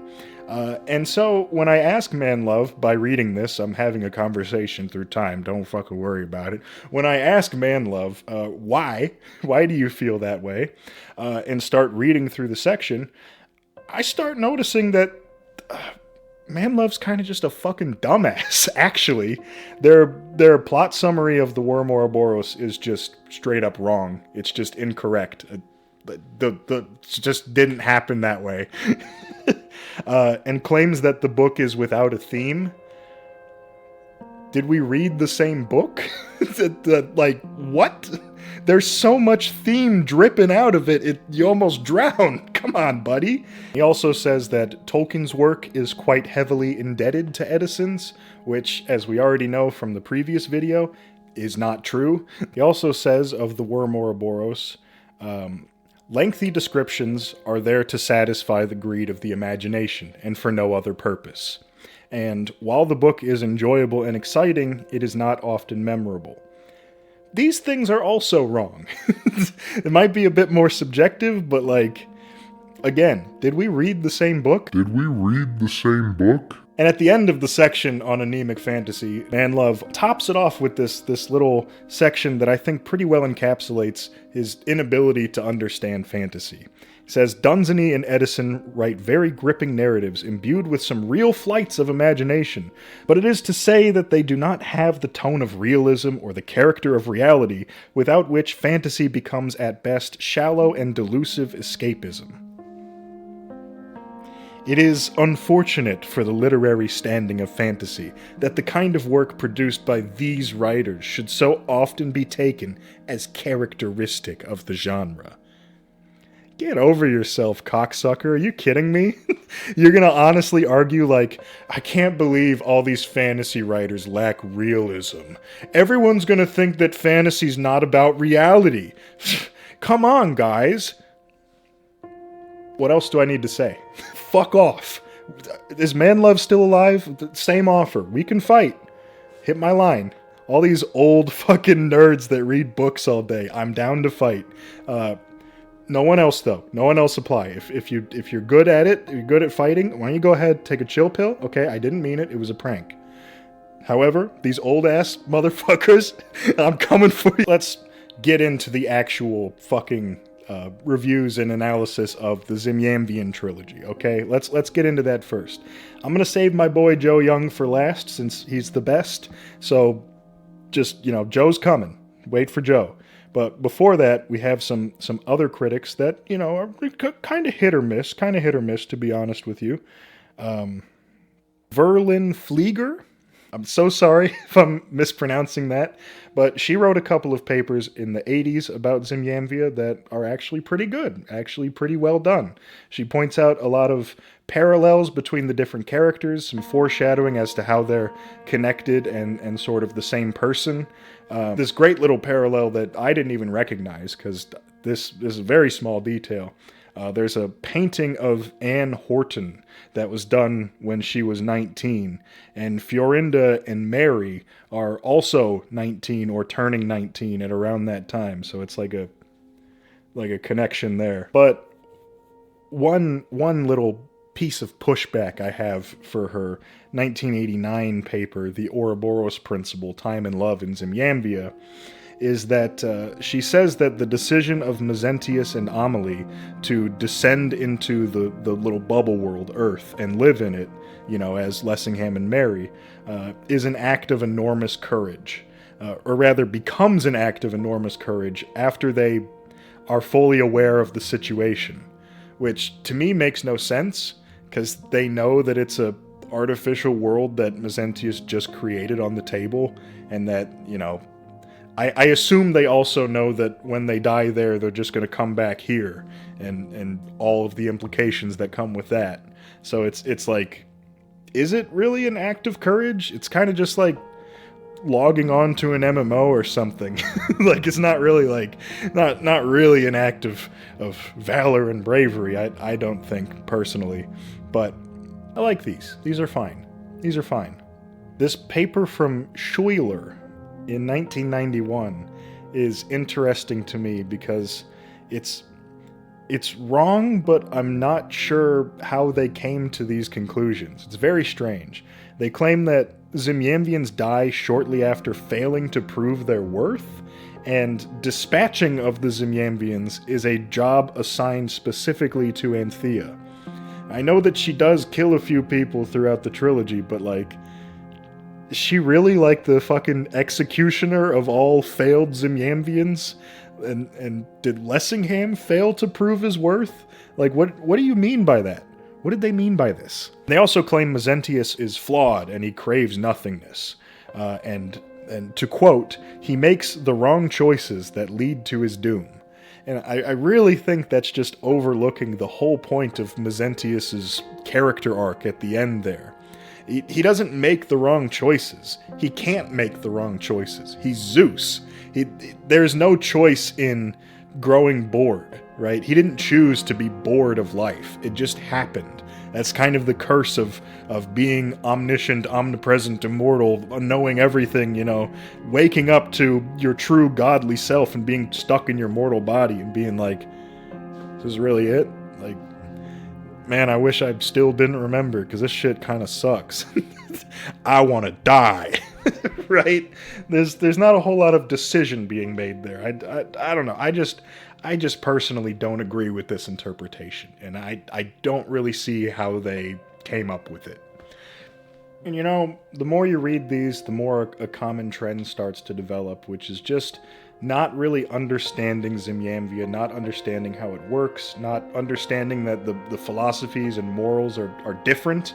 And so you end up with kind of what I talked about earlier, where critics try to read too far into it, or, just go too far in general and misinterpret something that's meant to be, part of Zimiamvia as part of our world, or a critique on our world. And now, I think it's Joe time. It's time for old Joe Young. I have read many papers by Joe Young. I think I've got, how many on here? 2, 3, 4, 5? Got 5 of his papers on here that I've read through concerning Eddison's works. And like I said earlier, I mostly agree with him on most of what he says outside of that dream nonsense. I think he hits the nail on the head pretty well with a lot of this stuff. In his paper on secondary worlds, there's a really great quote that kind of explains the purpose of Zimiamvia and why Eddison wrote a world that functions differently from Earth, saying that E.R. Eddison and George MacDonald both sought to make penetrating critiques of reality by taking a step back from it, constructing an alternative that needed to disengage from realism in order to function, and then directly contrasting this necessarily theoretical model with the real thing in order to illustrate their point. Essentially, the second book, Fish Dinner, right? Alternating between Zimiamvian scenes and Earth scenes, and showing you that Earth kind of sucks. Zimiamvia's dope. You can be epic in Zimiamvia, and a lot of these papers kind of cover the same points. I have a sneaking suspicion that Joe kind of took some of his notes from previously written papers to write the next ones. I mean, nothing wrong with that. Hey, taken from yourself, so like not the biggest crime in the world. But yeah, there's a lot of stuff in these papers that I kind of already said, so that's why I brought him up way back when, because I don't want you to think that I'm just trying to rip off his ideas and take them as my own. I also came to a lot of these same conclusions upon further analysis. Again, as I stated previously, when I first read Mistress of Mistresses, I was quite confused as to what was going on, but by the end of reading the trilogy and rereading Mistress of Mistresses, it's all pretty obvious. It's all out there. It's all available. I know what the fuck's going on. So, I say some of the same stuff that he said, but we're just agreeing. We're just scholars agreeing, okay? And in his paper, Aphrodite on the Home Front, Eddison in World War II, he does some good defense of Eddison against the accusations of fascism, saying, at no point did he advocate a slackening of pace or a downing of tools in the battle against fascism. He merely had eccentric, entirely sincere ideas about how he could best contribute to that effort. Going further to say that in Zimiamvia, focused as it is upon a very clear, universally accepted yardstick of individual heroism, a person such as Hitler would never have risen to a position where they would have command of an army. Eddison saw the fact that he had done so in the real world, and the fact that he was misusing that army, as a vindication of sorts for his critique of reality and its organizing principles. On evil, to kind of differentiate between Hitler and the Vicar, let's say, in his paper Artemis at Ragnarok, E.R. Edison's Queen Antiope, Young has this quote saying, "Good will always triumph over evil," Eddison argued, "but evil must exist for good to know its purpose." And he says that, the Vicar isn't evil until he teams up with Dirksus, which I don't really agree with. I think that neither the Vicar nor Dirksus are evil the entire time, personally, because they're serving their purpose. I mean, I guess we can have a philosophical discussion on what you consider evil to be, but I think that if you are a vital part of a system that is serving its purpose correctly, you can't really be evil, right? I mean, I don't know. That's just my understanding of it, right? The villains in Zimiamvia exist to do bad things so that the heroes can, feel sad about it or angry or, fight to protect things. They have reasons to go out and do great heroic acts. It's all part of the system. It's all good, baby. Then, to kind of circle back to Aphrodite on the home front, relating to this whole discussion, Jung has this quote that I think really helps explain Eddison's motivations with trying to get the books published so hard during World War II in Britain, saying that this perspective, the whole perspective of Zimiamvia versus Earth, I do reckon, this perspective allowed him not to escape his current situation as an air raid warden, involuntary vegetable farmer, father of a war widow, and grandfather to a now fatherless granddaughter, but to understand his responsibilities in it.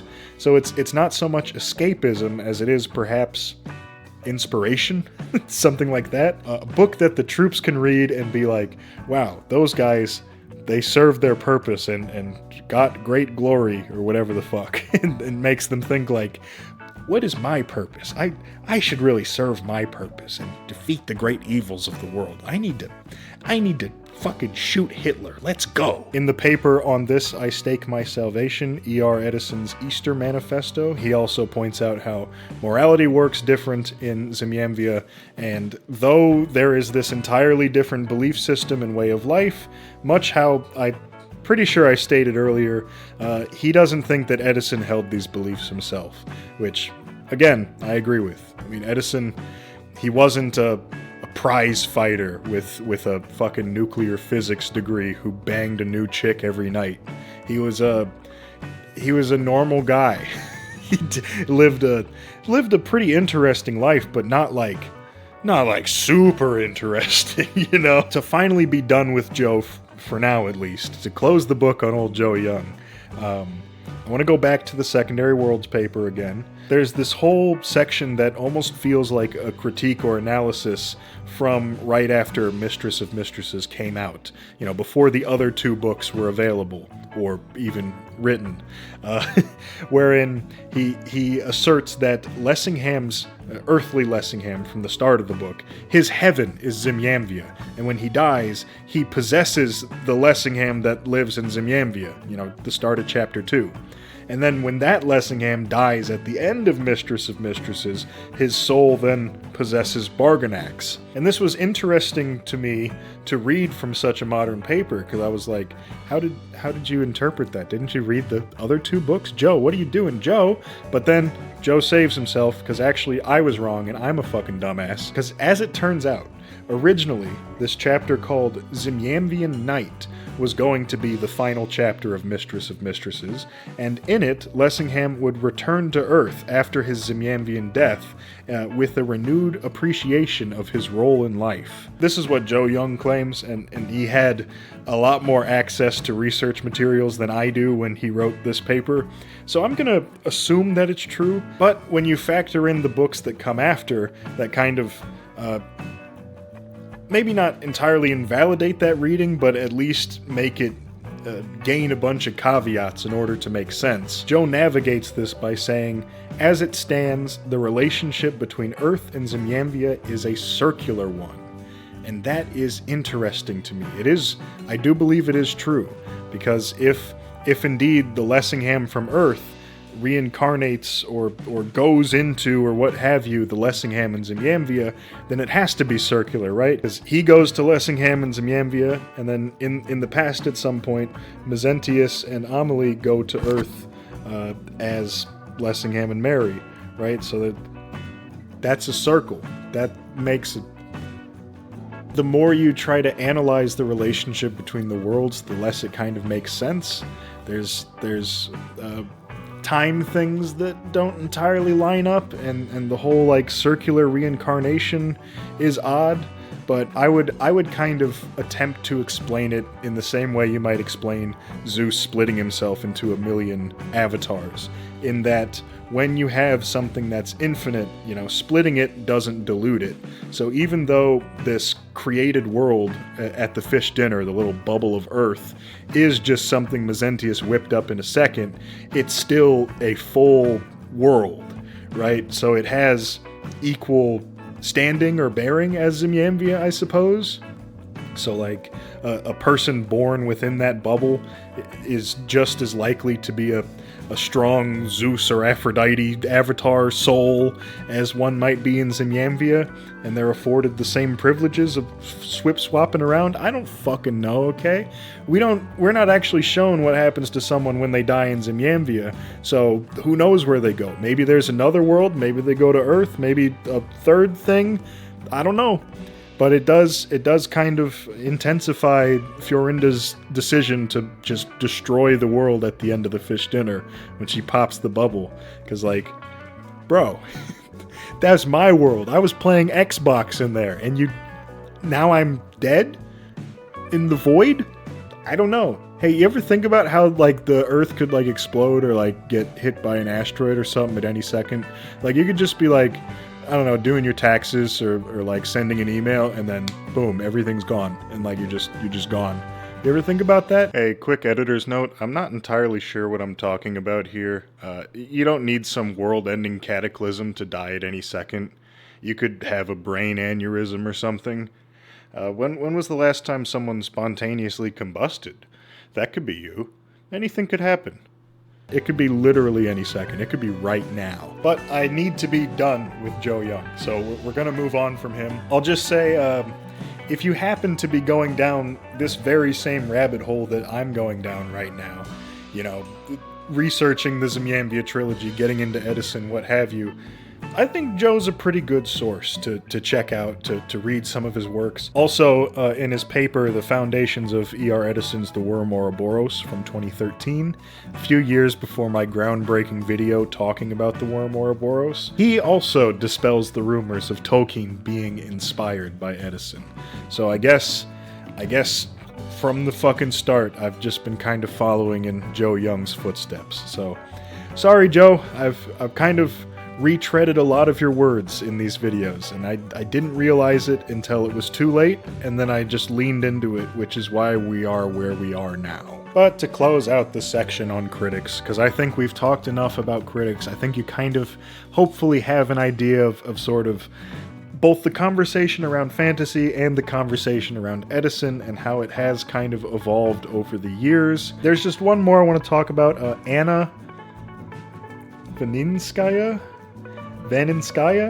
Anna has this really great section in her book, Fantasies of Time and Death, Dunsany, Eddison, and Tolkien. The section inside the book is E.R. Eddison bearing witness to the eternal, and within this chapter, she points out a lot of the symbolism and parallels and connections that exist within the Zimiamvia Trilogy, which I think is really cool, really well done. There's a lot of stuff that she pointed out in her paper that I didn't really realize was some kind of parallel going on, because there's so many that some of them just kind of slip you by. I would say that this is another great piece to check out if you want to delve into a deeper understanding of the works. But, of course, that's not to say that I don't have any objections to some of the stuff that she wrote. For instance, in this section, she reveals that she also believes that Lessingham was dreaming during the events of the Worm Ouroboros. And when I saw that, and saw that obviously this had been published a few years after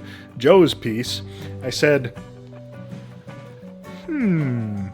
suspicious. And so I looked at her sources, I didn't really see anything, but then I went to her notes, and I found that indeed, she's been reading a little Joe Young herself. So perhaps that's where she got that idea from, which is why I keep bringing it up, and I'm gonna keep bringing it up, because I don't agree, and Joe, you're spreading misinformation. People are starting to believe you and saying it themselves.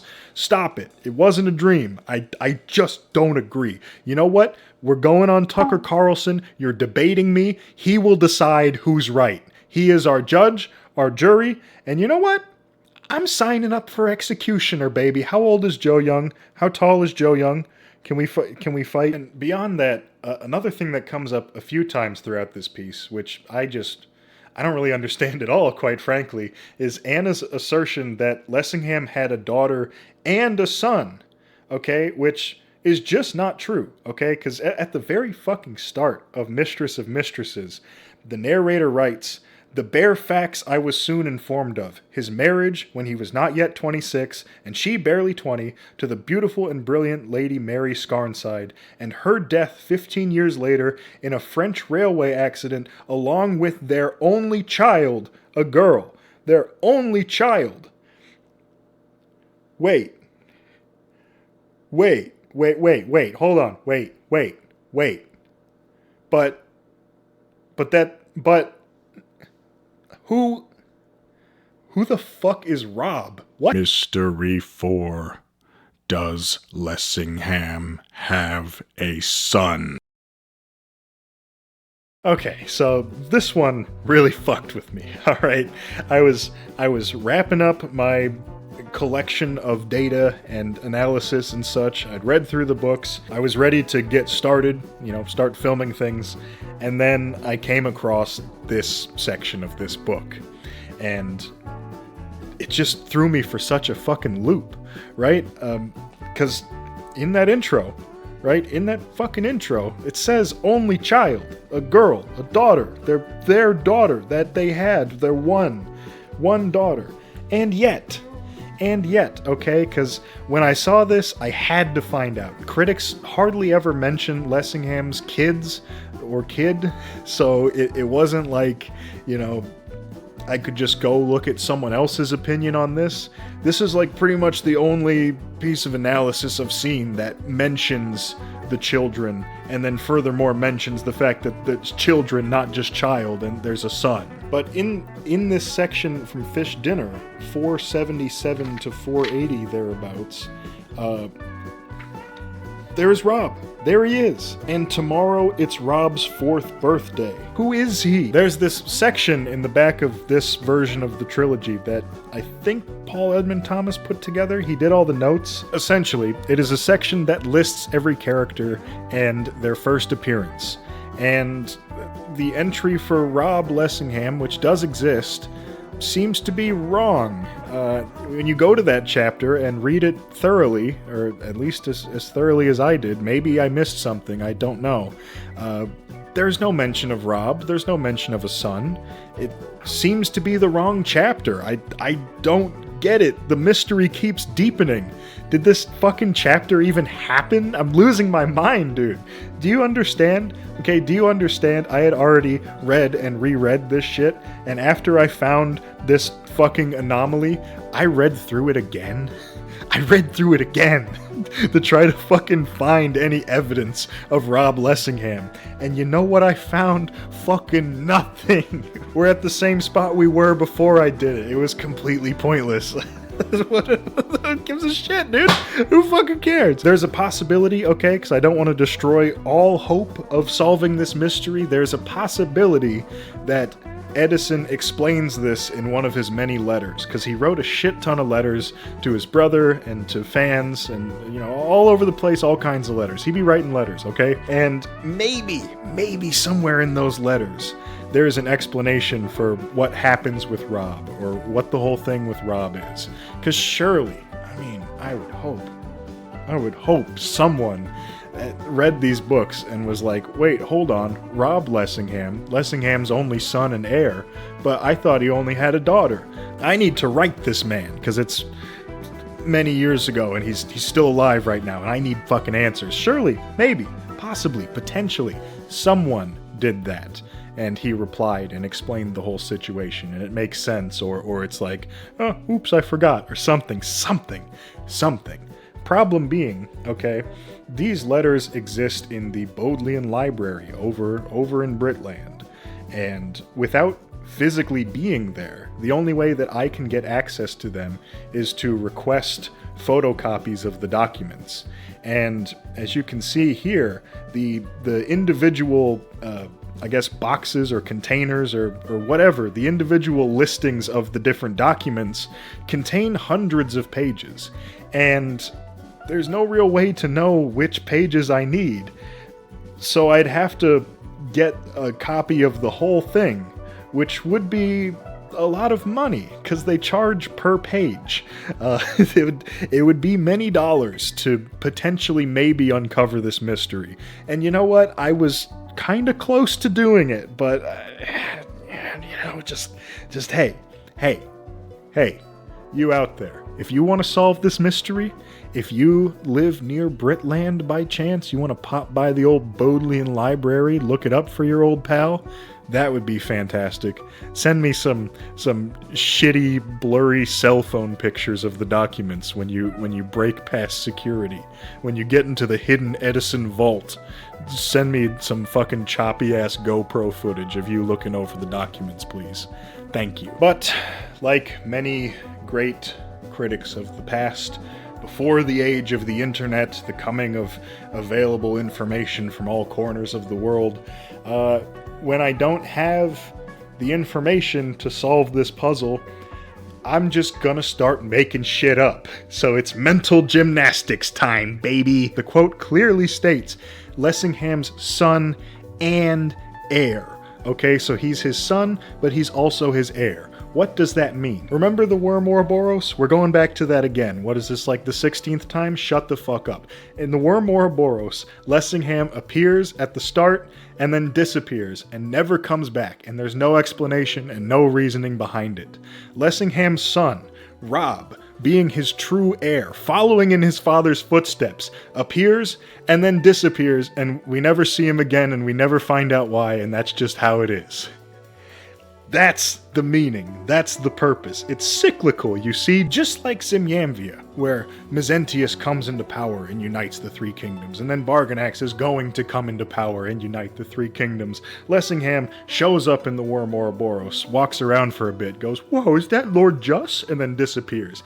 Rob shows up, gives some flowers to his mom, and then disappears. It's so kind of him to follow in his father's footsteps, to say, you know, I could take the spotlight, I could be a main character. The part at the start of Mistress of Mistresses could say that, you know, his wife and his children were lost in the train accident, but I will stick to my father's ambitions. I will follow in his footsteps because that's what he wants me to do. Daddy, are you proud of me yet? I'm out of the book. I'm gone. My name is Rob Lessingham and I no longer exist. I've taken myself out of fucking existence for you. Really incredible that Eddison would write something like that into the book. Okay. And with that, I mean, what else is there to say? I think we've pretty much covered it. I think we can go ahead and wrap things...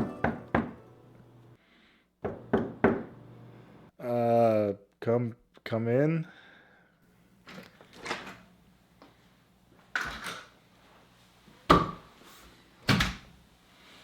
Aren't you forgetting something? The racism. Oh, fuck. Come on, man. We don't have to talk about it. No. Okay. Fine.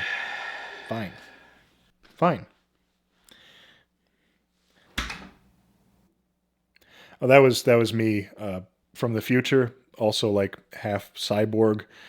Usually he just makes me review bad NES games, but I guess this time he had some good intentions.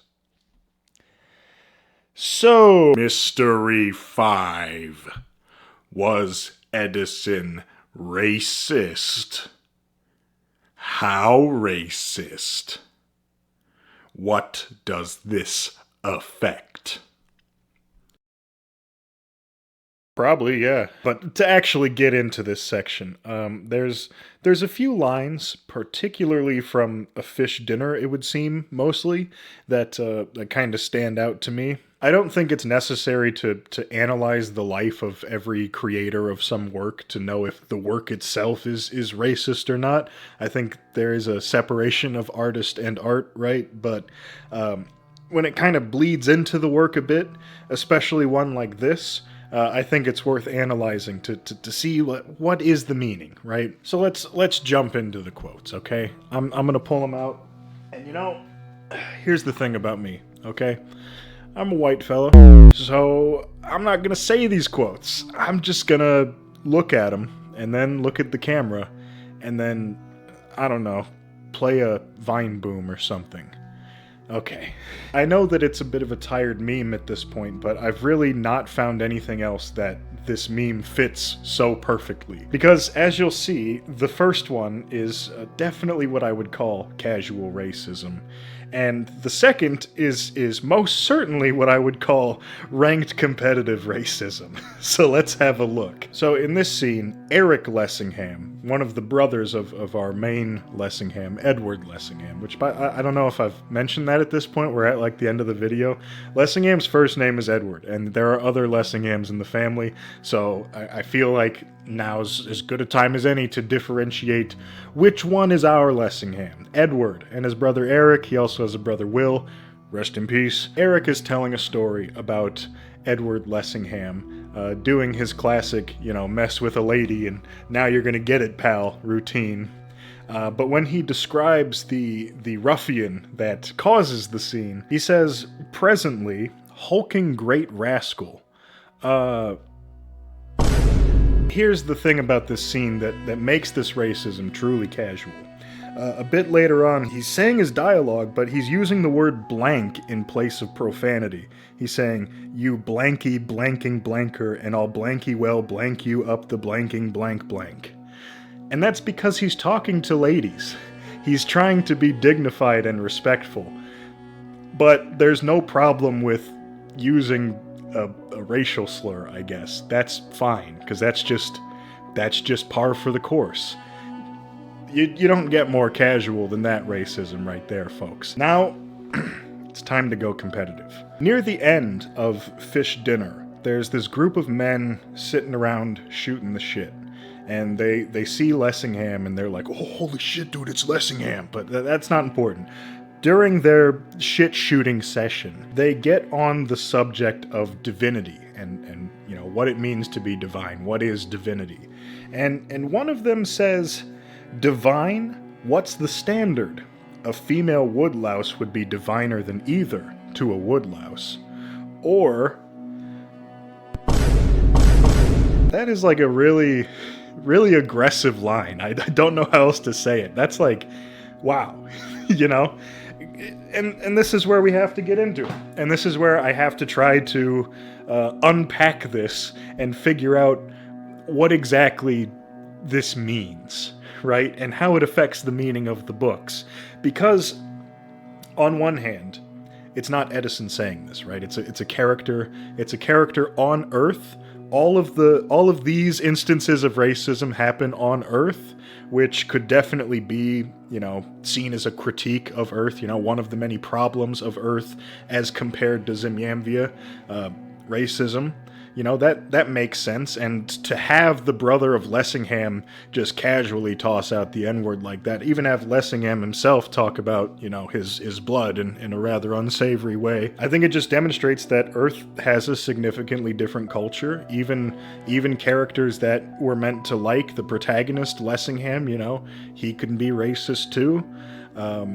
But, I'm trying to give him the benefit of the doubt here, because if indeed the book itself is being racist, not the characters, but the story as a whole is racist, that changes the ideas of beauty and perfection seen throughout the books, right? Because if you talk about beauty and perfection, but then you put a little asterisk there and you write, but only if you're white, this just completely changes the whole thing. Now it's just racist. So we have to figure out if that's the case or not. And I don't know. I don't know. Because you can certainly make the case that those are critiques of Earth, but then, back on Zimiamvia, near the very end of the entire trilogy, just like with the fucking worm Ouroboros, right at the end, we get a little hitch in the plan. As the queen enters this room in this scene, being very vague, shut the fuck up, her train on her dress is being held up by 4 little blackamoors. And I don't know if I should actually say that word or not. Oh fuck, I'm getting cancelled! Oh! But essentially, it was a term used to describe, according to the little bit of research I did, dark-skinned Arabic or African people, often slaves, in Europe. Apparently it wasn't always an insult or slur, but I feel like it became that. It's also a really bizarre form of art that just looks like, from what I've seen, statues of blackface. I don't know what the deal with that is, but it feels racist. It feels racist to me. I don't know. Again, certified white, but I don't know. Just what do you think? Look at him. I don't know. But yes, this happens in Zimiamvia, and it's just a descriptor. Perhaps it wasn't meant to be, offensive, but it's another thing that I think, if anything, shows that Eddison's kind of in the past. I think if Eddison was alive today, born recently, same age or whatever he was when he wrote these books, today, right now, he probably wouldn't be very well received. But here's the thing, if he was born today, maybe he would have grown up with a different set of values. Maybe he wouldn't be racist. We don't know, because he wasn't born today. He was, born way back when. It's actually not that far back, relatively, but, look here, listen, okay? It's not my job to tell you what to think about him, okay? I'm just listing the facts here. I'm just trying to say, if something affects something, what might it cause? If indeed he is racist, whether or not you believe that yourself, if it's in there, what might it be affecting? What might it change? Again, I'm trying to not fall into the same pitfalls as other critics and reading too far into something, but we don't need to just look at the Zimiamvia Trilogy to see possible evidence of some kind of sussy behavior from Eddison. If we go back to that Townend paper concerning the Eagle Saga translation, there's also a few interesting quotes about Eddison's feelings toward the Norse people. I know it's a bit of a faux pas to quote someone quoting someone else, but I'm doing it. I think it's a little bit more acceptable here because it's a direct quotation, and there's not as much room for misinterpretation as there is with something like summarizing and analyzing the plot of the Worm Ouroboros. There's a lot to get wrong there, but just copying and pasting what he said, I would hope that's fine. Forgive me if not. But anyways, before that, there's this little section in this paper that sticks out to me, where Townend says, "I have suggested above that we will misread Eddison's style if we simply regard him as a Saxonizer or Germanicist, and, notwithstanding his stress on the Norse strain in our ancestry, this is true of his racial or cultural politics as well as his linguistic ideology." And the whole thing about Norse strain in our ancestry stands out because, as Townend also describes in this paper, Eddison really, really wanted to stress a direct connection / ancestry between the English people of his day and the Norse of Viking times. And we already know that Eddison really likes Viking stuff. I mean, he's done translations, there's clear inspiration in his own works, but as I'm sure you're aware, especially in the modern day, there's kind of a bit of an association between guys that really like Vikings and guys that really don't like people of other races or religions or orientations. There's kind of a bit of a trend of like neo-Nazi type dudes that are really into Viking stuff. I've seen quite a bit of it. It's unfortunate, but I can't imagine that to a modern audience that's aware of that sort of trend. Eddison's obsession with Viking ancestry and culture and such looks very good among this discussion of racism. But keep in mind, okay, I want to just remind you, Tolkien really liked Viking shit too, okay? They had the same inspirations from the same sources, all right? That's why a lot of people erroneously believe that Eddison inspired Tolkien, because they had some of the same inspirations, and that shows in their work. And Eddison wrote his first, so they're like, oh, Tolkien. No, all right. They both really liked Viking stuff. However, Eddison has this quote that is within this Townend paper. That's a bit extra sussy. That's a bit beyond what I think Tolkien has said, as far as I know. I'm not a historian on that fella, but I do see this quote here, and it is a bit sussy. He says, "It may be doubted whether any country in history has possessed a population of a higher quality, for the men who settled Iceland were precisely the pick and flower of the Norse race, precisely those whose fierce spirit of independence and freedom could not abide the new enslavement in Norway." That just... I don't know. I don't know about that one, buddy. That's... there's a lot to pick apart with that little section there. There's a clear overarching tone of not only racial superiority, but perhaps further eugenics on top of that, picking the best of the race to go and conquer a new land and make it into a perfect land of, I don't know, Ubermensch, perhaps? So I'm doing the thing that the fucking critics did. I'm calling him a Nazi now.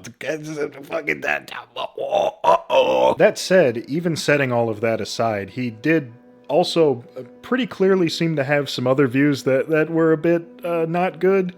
He forbade his wife from cutting her hair, and there's a few instances throughout the Zimiamvia Trilogy of him negatively talking about the connotations of womanish men, and just let the men grow their hair and turn into little cocksuckers. Little things that kind of stand out to me as a very, very like conservative, strict male versus female gender role, which, I guess kind of makes sense for this trilogy that's about a male and female god and their interactions and dynamic. It kind of all fits together, which is why I'm pretty confident in saying that he probably held those beliefs. Also because he wouldn't let his wife cut her hair. It's pretty fucked up. Clearly a bit of an old-fashioned, old-school type guy. So ultimately, to loop back around to the start of this section, yeah, he probably was racist. How racist? I don't know. Somewhere in the realm of a little bit to like, whoa. As for what it affects, I'm not entirely sure if I would say that it completely ruins the themes of beauty and perfection. Granted, as far as I can tell, most of the characters, except for like the Senorita, are like fucking Snow White. So there's that could definitely throw you off a little bit, especially if you go into this believing that he's racist and you're reading things like this. It would probably sour your mood a little bit. But there's so much of the books that isn't that, right? I think there's a lot in these books that isn't racism, that we can kind of pick and choose, and ultimately the message about beauty and perfection, the idea of it and the way that Zimiamvia works isn't based around race. That's more perhaps Edison's problem. Fiorinda could be any fucking race, anyone could be any fucking race. I don't think that changes anything at all about the actual story.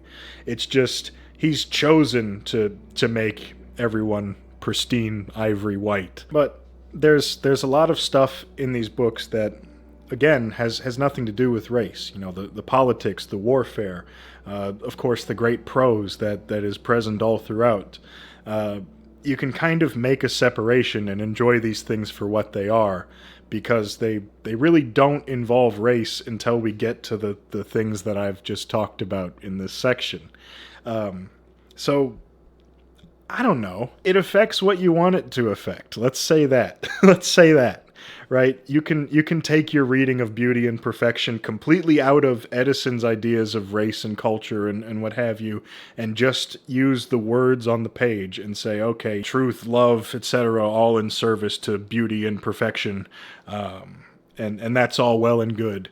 You know, anyone can get down with that if they want to. There's no barrier of entry for those ideas. Or you could take everything in context, make all the connections, and say, yes, there is this message about beauty and perfection, but Eddison was racist, so it is actually a message about white beauty and white perfection, and how, you know, sure, other races have their idea of beauty, but it's not ours. It's not the one. You know, you could interpret it either of those ways or anywhere in between on the spectrum. It's totally up to you. I'm just saying, as far as the racist section goes, yeah, probably. Yeah, probably. Now I've kind of put you at a crossroads, right? I've shown you some of the cool stuff, some of the not so cool stuff. It's a mixed bag, and it's up to you to decide, do you want to throw the baby out with the bathwater or not? Leading us thus to our final mystery. Mystery 6. The final mystery. What can or should we take away from this? So, the fact of the situation is, Eddison is dead. And Eddison has been dead for a long time. So, I think now we can definitely safely explore, unpack, and kind of pick and choose amongst his works and take what we like and leave behind what we don't. The first book in the series, Mistress of Mistresses, is pretty well agreed to be the best book in the series. I would also agree that it's the best book in the series, and there's none of that stuff in there. The first book is pretty free of racism, especially compared to Fish Dinner. And beyond that, kind of like I said with the worm Ouroboros, despite the unsavory things that you might find in there, there's, of course, just absolutely fantastic prose all throughout. Definitely worth taking a look at if you're into, you know, modern takes on more archaic styles of English and the descriptive power that Eddison did wield, because he was a fucking good writer. Say what you will about him. He's fucking good at what he did. I think there's a lot of intrigue and a lot of entertainment to be found within this series. I also agree with other people on this, that it doesn't surpass the worm Ouroboros at all. Even Mistress of Mistresses, which I believe to be the peak of the trilogy, it doesn't come close. Not to say that it's bad or subpar or what have you, but the worm Ouroboros is like a fucking masterpiece. That shit is... Ooh, that shit is... Oh, except for the whole savage racist thing. That was a little... Point is, okay, worm Ouroboros, that's a fucking great book. Really, really fucking good. Mistress of Mistresses, a bit below that. And then the others kind of follow. Between Fish Dinner and Mezentian Gate, it's hard to say, because Mezentian Gate's unfinished.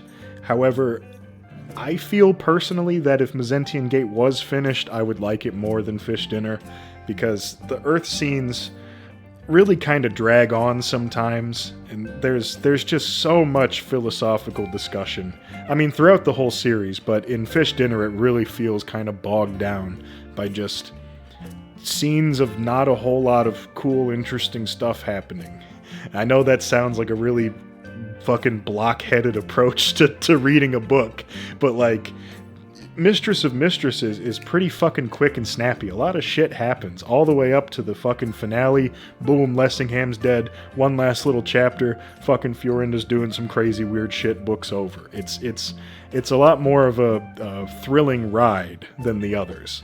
When you isolate the good stuff, the thing about the Zimiamvia Trilogy is that, distilled down to its purest form, it is one of the most intricate, vivid, extravagant odes to beauty and love that you're ever gonna read. And there's gotta be something worth something in there, right? Like, I'm just saying, do what you want with it, but there's stuff there that's good. Why did I make this whole fucking video just to say, but he's racist, go ahead and throw it out? No. We're not gonna ignore that stuff, but we're also not going to let it corrupt everything. Because, again, he's dead. It's up to us now. It's our choice. We get to do what we want, and I'm just putting all the stuff out there. I shouldn't have done that motion. I'm just putting all the stuff out there and letting you decide, okay? That's it. That's the takeaway. That's the last mystery. Go to the conclusion. Conclusion. Ooh.